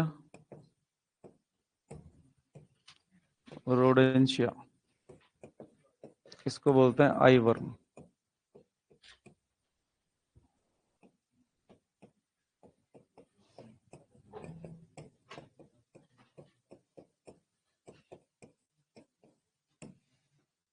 एथिलेजिया रोडेंशिया।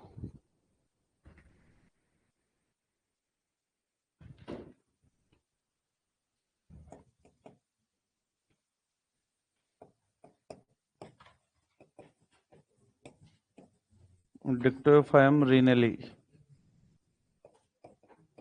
किडनी वर्म बोलते हैं इसको।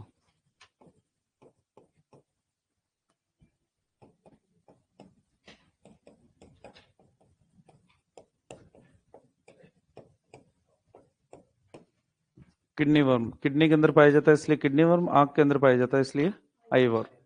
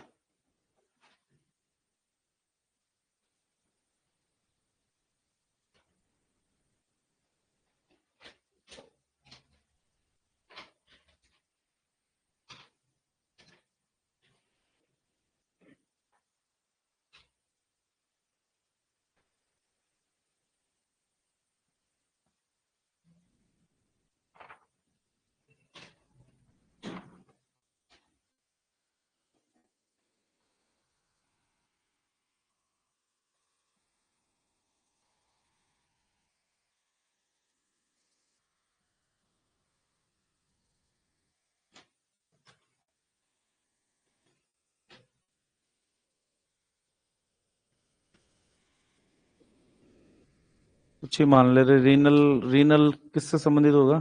किडनी से, इतना याद रखना बस, है ना।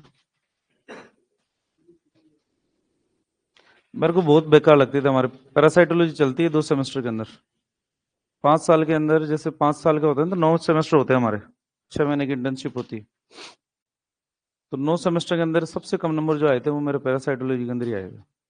ये नाम ऐसे थे मेरे को याद ही नहीं होते थे, कुछ ही कर लेते, नहीं होते थे याद।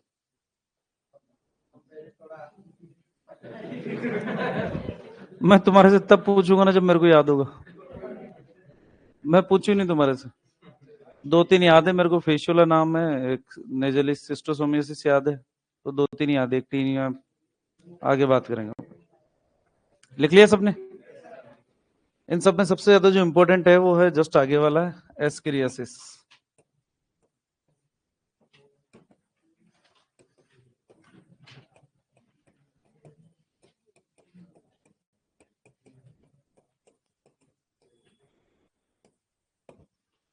लिखो एस्केरियासिस।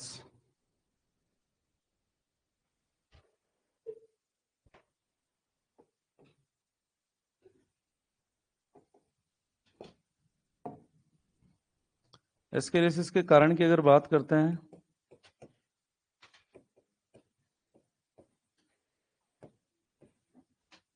एस्केरिस वाइटुलोरम,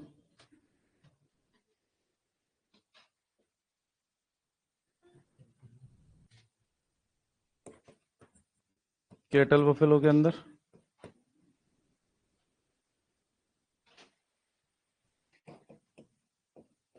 एस्केरिस इक्वन,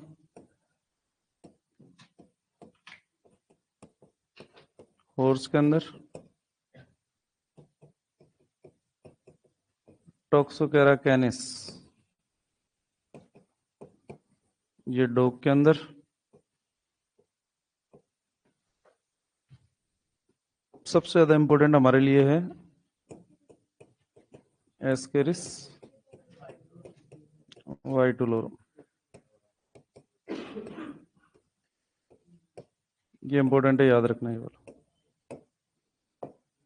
जो केटल बफेलो के अंदर होती है। इसकी लार्वा अवस्था कोलेस्ट्रम के साथ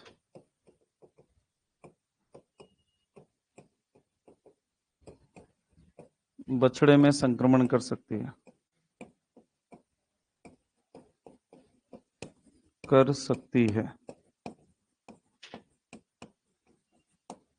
बछड़े से मतलब बफेलो काफ से है मेरा।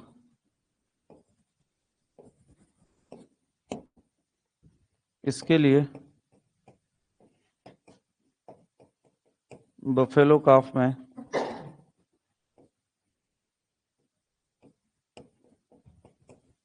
0 डे डीवर्मिंग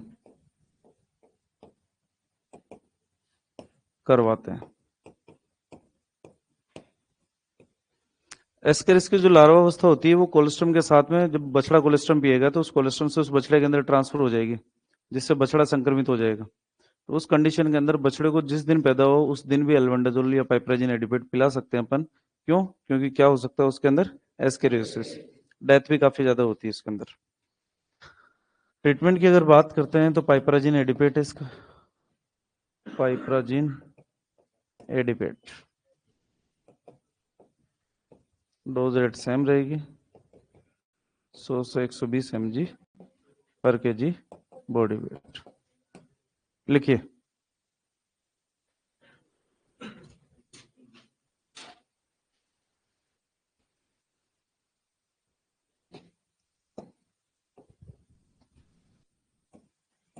एक एस्केरिस सुओम और आता है,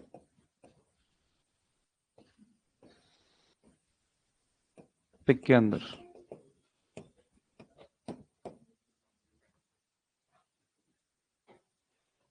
किधर घूमने गया था?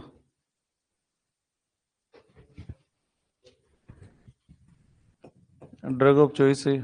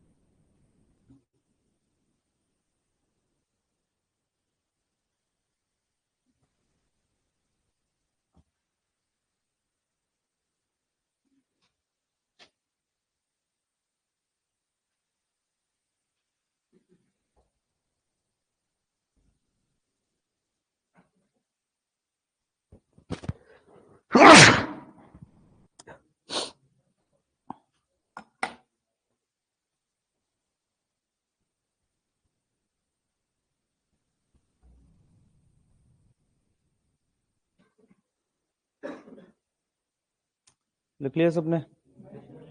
आराम से लिखो, आराम से।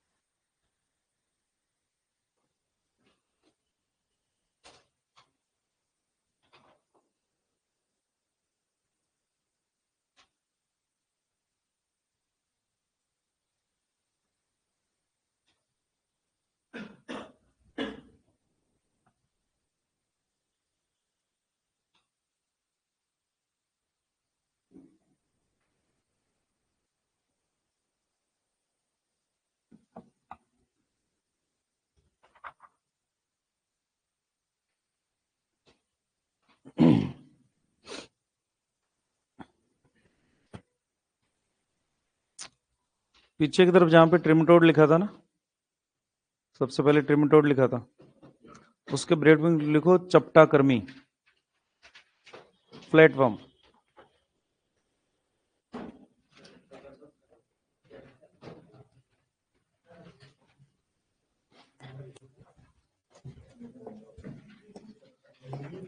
यहां पे लिखा था ना ट्रिमटोड, इसको लिखो चपटा कर्मी, फ्लैटवर्म। चपटा कर्मी इसलिए कहा है क्योंकि ये चपटे होते हैं। ट्रिमेटोड के अंदर लिखोगे चपटा कर्मी, क्योंकि कैसे होता है, कैसे होता है, लिखा है ना चपटा, किसका? निमेटोड। निमेटोड को लिखो ग्राउंड वर्म, गोल कर्मी।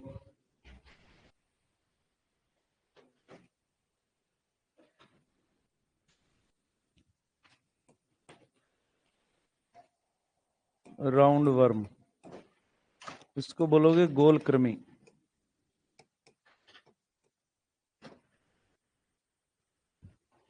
राउंड वर्म या गोल कृमि।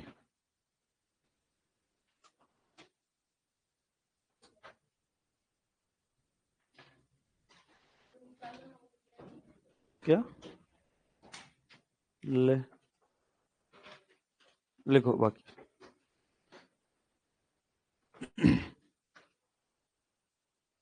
तो ट्रिमटोड हो गया, निमिटोड हो गया, इसके बाद में कोई सेस्टोड, जिसको हम बोलते हैं टैप वर्म फीता कृमि।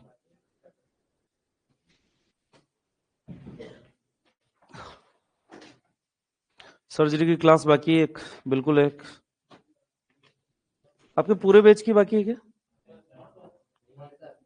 आधे बैच की हो गई मेरे ख्याल से। तुम्हारे एनाटॉमी की बाकी है कोई क्लास एक? कौन सी? पूरी एनाटॉमी थोड़ी बाकी है। आधी कौन सी बाकी है तुम्हारी?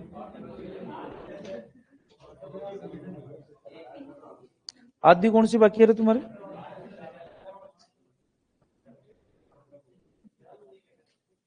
बोलो रे बोलो, तुम आधी एनाटॉमी वाले बोलो पहले तुम।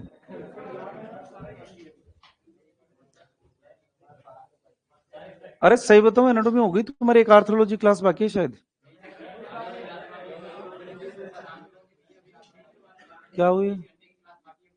30? 30 घंटे में तो आधी एनाटॉमी, आधी से ज्यादा ही बाकी है फिर तो। कहाँ तक करवाए थे बताओ? ऑर्थोलॉजी करवा दी थी, साइटोलॉजी पूरी बाकी पड़ी है, हिस्टोलॉजी बाकी पड़ी है। संडे क्लास रखेंगे तुम्हारी? ना ना ना, 8 घंटे।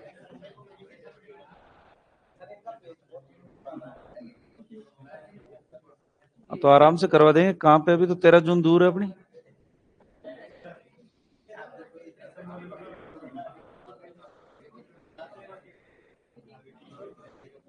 अच्छा कोर्स हो गया, घर जाके क्या करोगे तुम ये बताओ? नहीं जाओगे?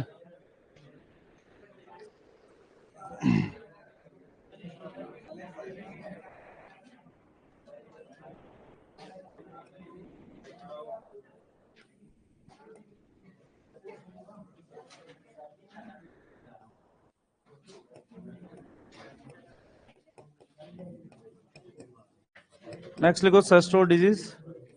सेस्टोड को हम टैप वर्मी या फीता गर्मी कहते हैं।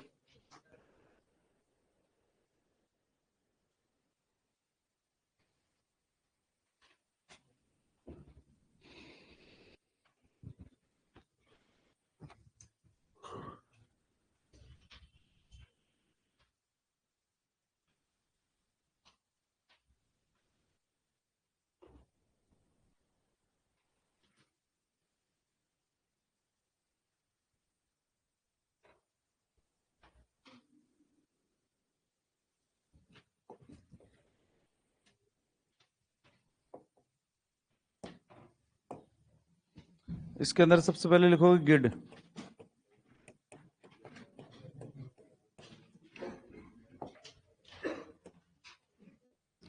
गिड।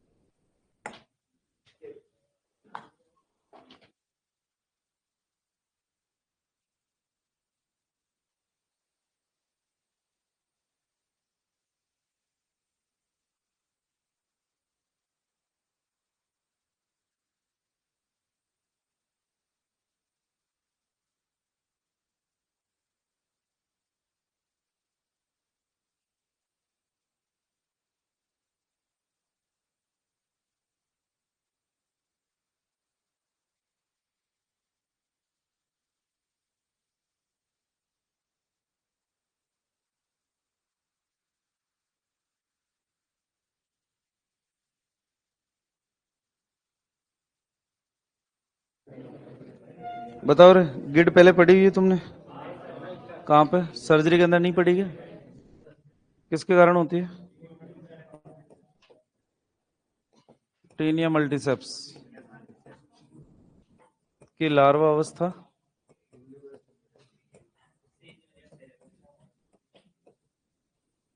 सिन्यूरस सेरेबेलिस।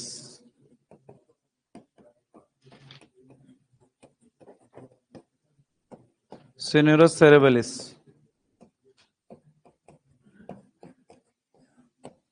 परजीवी का नाम तो क्या है? टेनिया मल्टीसेप्स। ज्यादातर गोट में रहेगा, बेड के अंदर भी मिलेगा आपको। ज्यादा किस में मिलेगा लेकिन? गोट के अंदर। लक्षणों की अगर बात करोगे तो इस सिन्यूरस सेरेबेलिस के कारण निर्माण होता है ब्रेन सिस्ट का। कौन से सिस्ट का? Brain cyst. कौन से प्रकार की सिस्ट का एग्जाम्पल है? ब्रेन सिस्ट कौन से प्रकार की सिस्ट का एग्जाम्पल? ब्रेन सिस्ट कौन से प्रकार की सिस्ट का एग्जाम्पल है? आइडेंटिटी। लठ लेके आओ रे, है ना? आज तक हुआ है कि कभी ऐसे? Encapsulated cyst. एनकैप्सुलेटेड सिस्ट के अंदर दो एग्जाम्पल लिखे थे, एक तो ब्रेन सिस्ट थी और एक आइडेंटिटी सिस्ट। लक्षणों की अगर बात करते हैं तो नर्वस साइन आएंगे इसके अंदर।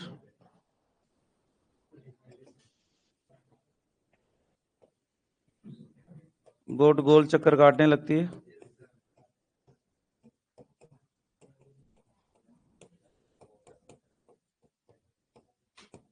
ब्लाइंडनेस आ सकती है। ट्रीटमेंट क्या करोगे? सर्जरी के अलावा और कोई ट्रीटमेंट इसका है नहीं। लिखो।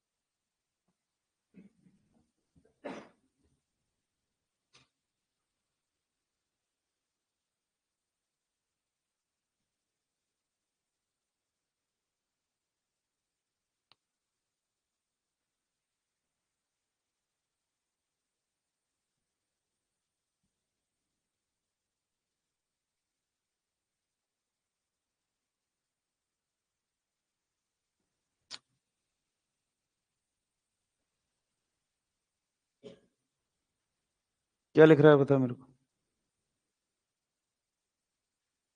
क्या लिख रहा है ऐसा? क्या लिख रहा है ये पूछ रहा हूँ। कुछ नहीं लिख रहा है। क्या समझ में आया इसके अंदर ये बता? क्या समझ में आया इसके अंदर ये बता?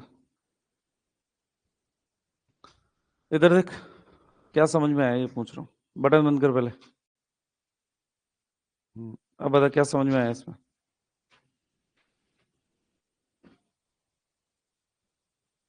अभी भी कहा ना तूने समझ रहा हूं मैं।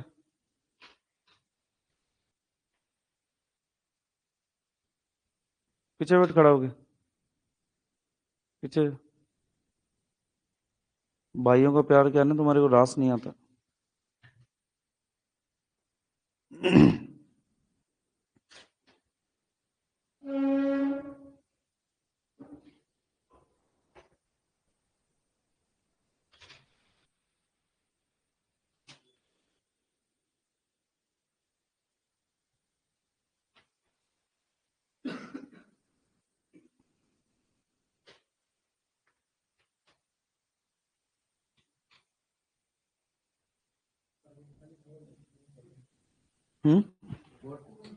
गोट में सर्वाधिक है।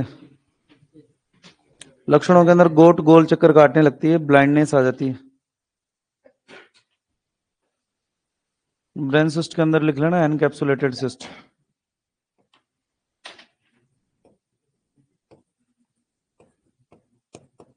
सर्जरी तो याद है ही तुम्हारे को पूरी।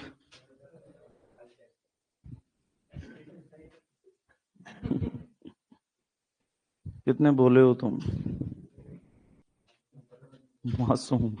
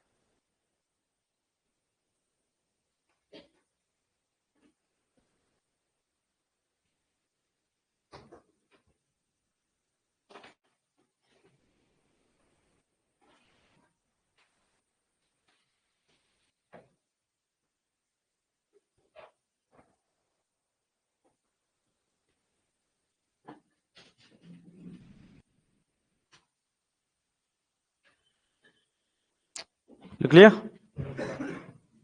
गिड के बाद में लिखो इकाइनोसिस।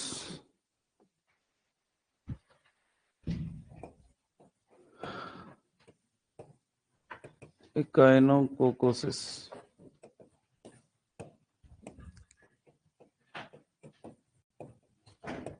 इकाइनोकोकस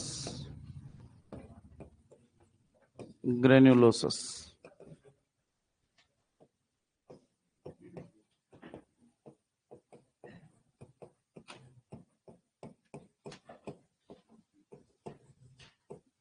ग्रेन्युलोसस किसके अंदर होगी?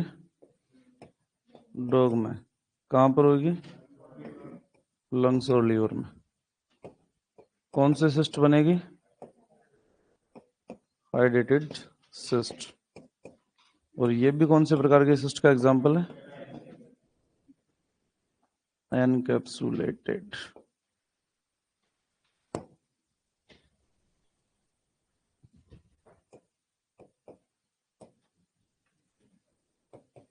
एल्बेंडाजोल से ठीक हो जाए तो ठीक है, नहीं तो फिर दूसरा हमारे पास में है सर्जरी, शल्य क्रियाक्रम।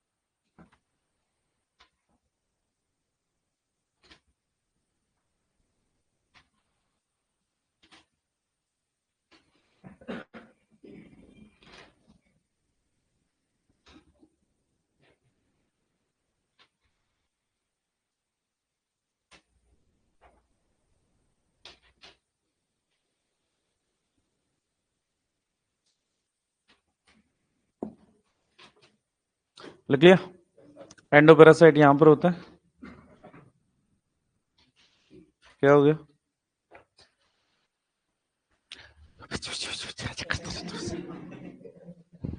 जोर से बोल लिया करो, तुम्हारे को बोलना है तो कौन मना करता हूँ तुम्हारे को बोलने से? मना करता हूँ? हाँ फिर ठीक है। फिर तो जब मना करता हूँ तो फिर बोलना जरूरी होता है क्या? नहीं होता ना। सर जी एक्सटेंशन याद नहीं हो रही, कोई बात नहीं, तो छोड़ देना। जो याद नहीं होता उसको छोड़ ही देते हैं हम। चलो ये एंडोपैरासाइट डिजीज होगी, एक्टोपैरासाइट डिजीज लिखो फटाफट से। ये एंडोपैरासाइट आंतः परजीवी रोग होते हैं, खत्म। लिखो बाह्य परजीवी रोग।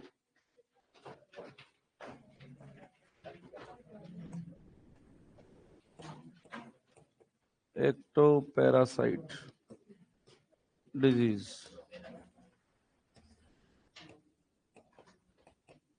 बाह्य परजीवी रोग।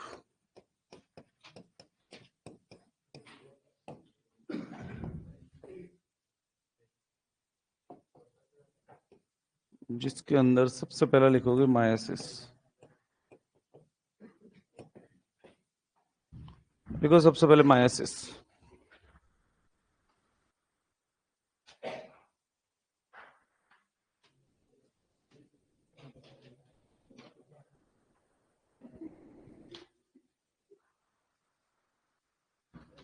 मायासिस पहले भी लिखा अपने सर्जरी के अंदर।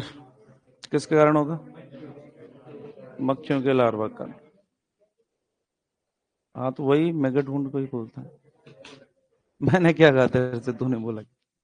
लिखो इसके अंदर, आराम से लिखो, आराम से।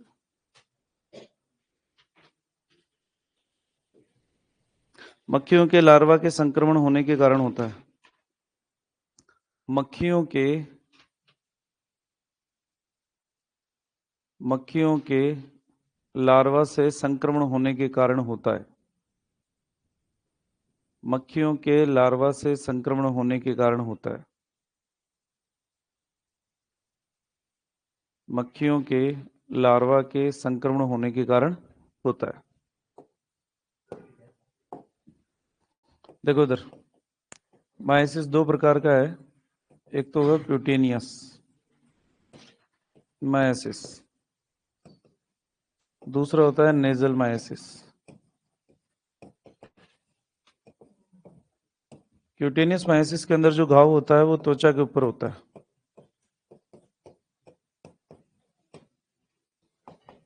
त्वचा पर मैगेट वुंड। जनरली ये बोट फ्लाई के संक्रमण के कारण होता है या डिप्थेरियन फ्लाई।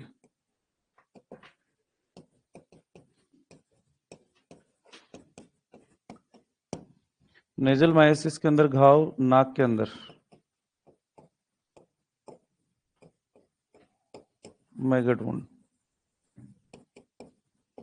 स्पेशली अगर बात करते हैं शीप में,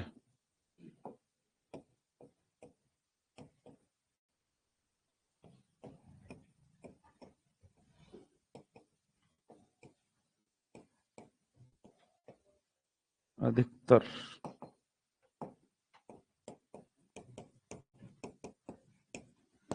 शीप के अंदर जो मक्खी करती है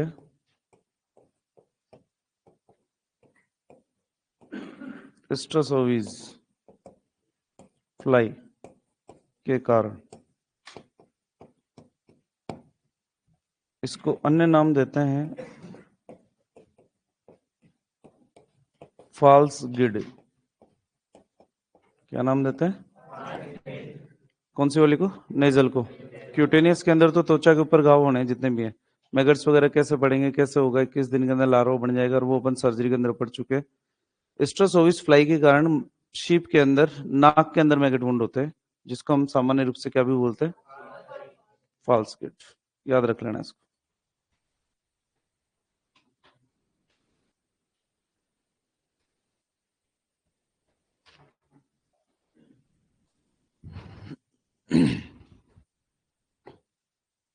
ट्रीटमेंट क्या करोगे?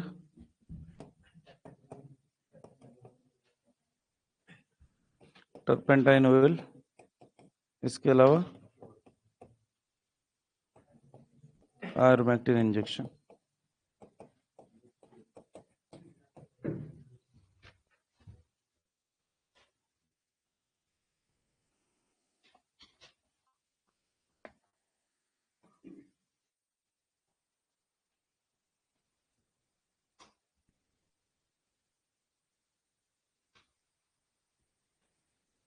पीछे बैठेंगे शुभम भैया, पीछे वाले भाई के पास जाओ।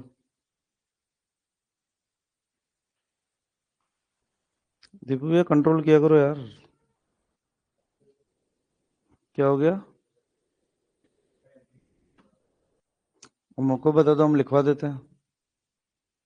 2 मिनट तक एंटीडोट ही पूछ रहे थे क्या?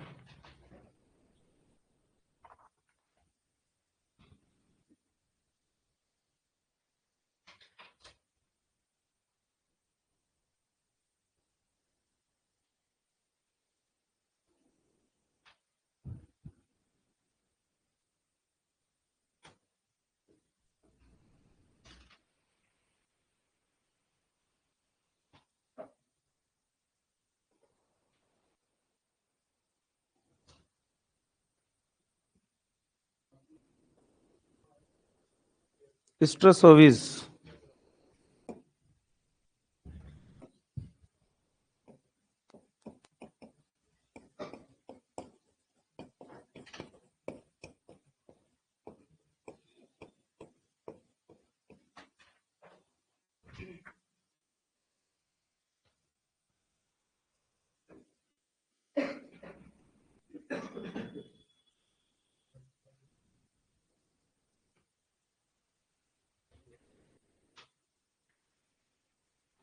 सर ने आगे पीछे लिखवाया है इसलिए अच्छे से याद नहीं हो रहा है, आज उनको सीरियल वाइज सेट करेंगे। क्या नहीं लिखवाया रे? सीक्वेंस से पढ़ ले, उससे नहीं भूलेगा। इनका अलग चलता है सच में। कभी कभी तो आज तो दूसरे के अंदर लड़ हो रहे थे मैसेज के ऊपर ही। तू अपना ध्यान रख, तेरे को मेरी फिक्र करने की जरूरत नहीं है।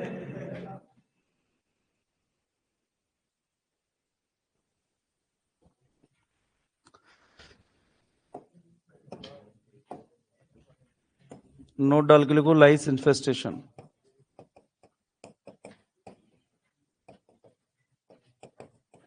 लाइस को हम बोलते हैं जू। कंट्रोल के लिए 0.5% मेलाथियोन।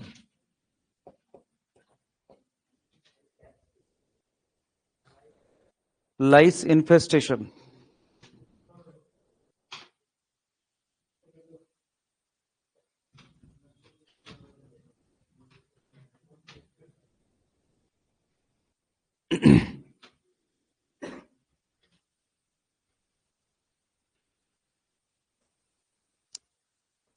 लाइस को हिंदी के अंदर जू बोलते हैं और कंट्रोल करने के लिए मेलाथियोन 0.5% काम में लेते हैं।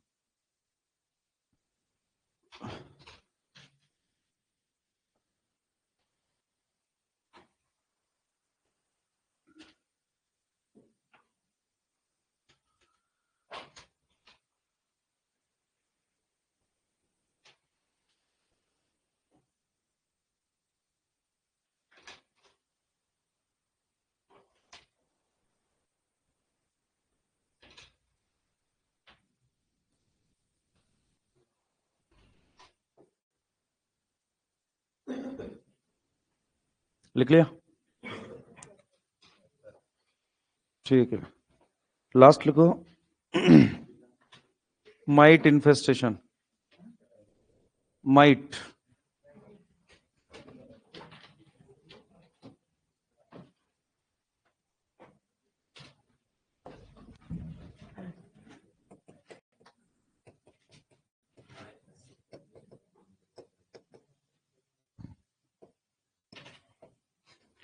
नाम याद रख रहे हैं इसके अंदर।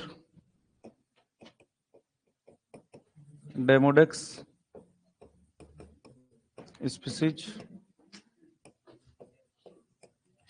सोरोप्टिज स्पीसीज, और एक नाम आता है सार्कोप्टिज, स्केबियाई।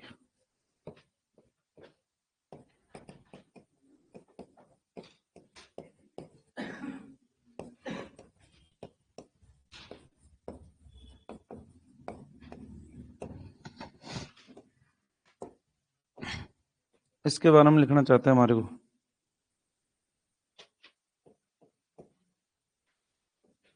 कैमल में सर्वाधिक, मैंज जिसको आप बोलते हो खाज, करती है।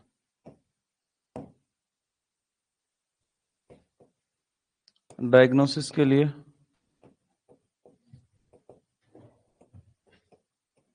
स्किन स्क्रैपिंग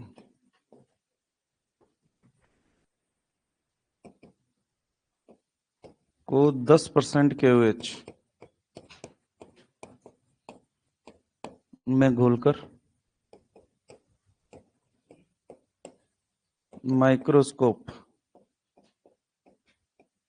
में देखते हैं। ट्रीटमेंट की कोशिश करोगे तो लगा दो इंजेक्शन आइवरमेक्टिन। क्या लगा दोगे? आइवरमेक्टिन।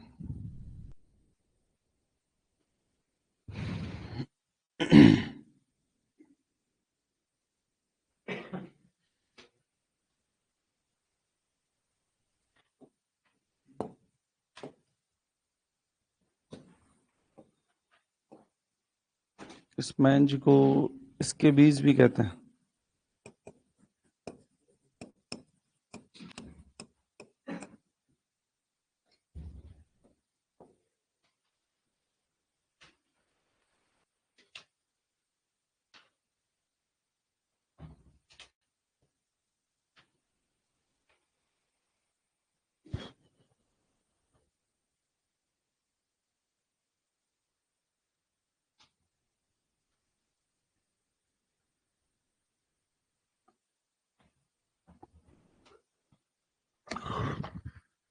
आइवरमेक्टिन की डोज रेट क्या है? कितनी है?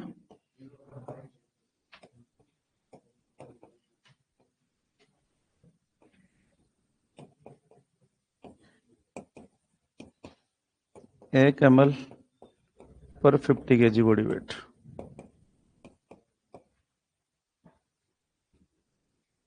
स्पीसीज क्या है? डेमोडेक्स है, सोरोप्टिज है, सार्कोप्टिक्स स्केबियाई है। तो सार्कोप्टिक्स स्केबियाई बेसिकली कैमल के अंदर कोज करती है मैंजिया खाज। स्किन स्क्रैपिंग यानी स्किन के ऊपर वाले पार्ट को ब्लेड से थोड़ा सा खुचरना है और उसके बाद में 10% केओएच में डालकर माइक्रोस्कोप के नीचे देखना है आपको, ये दिखाई दे जाएगा।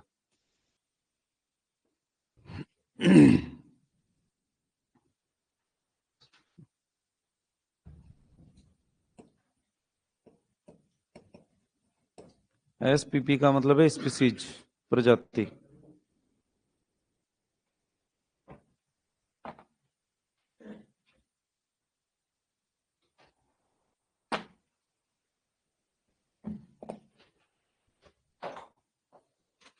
बाकी करेंगे, क्लिनिकल मेडिसिन शुरू करेंगे कल से।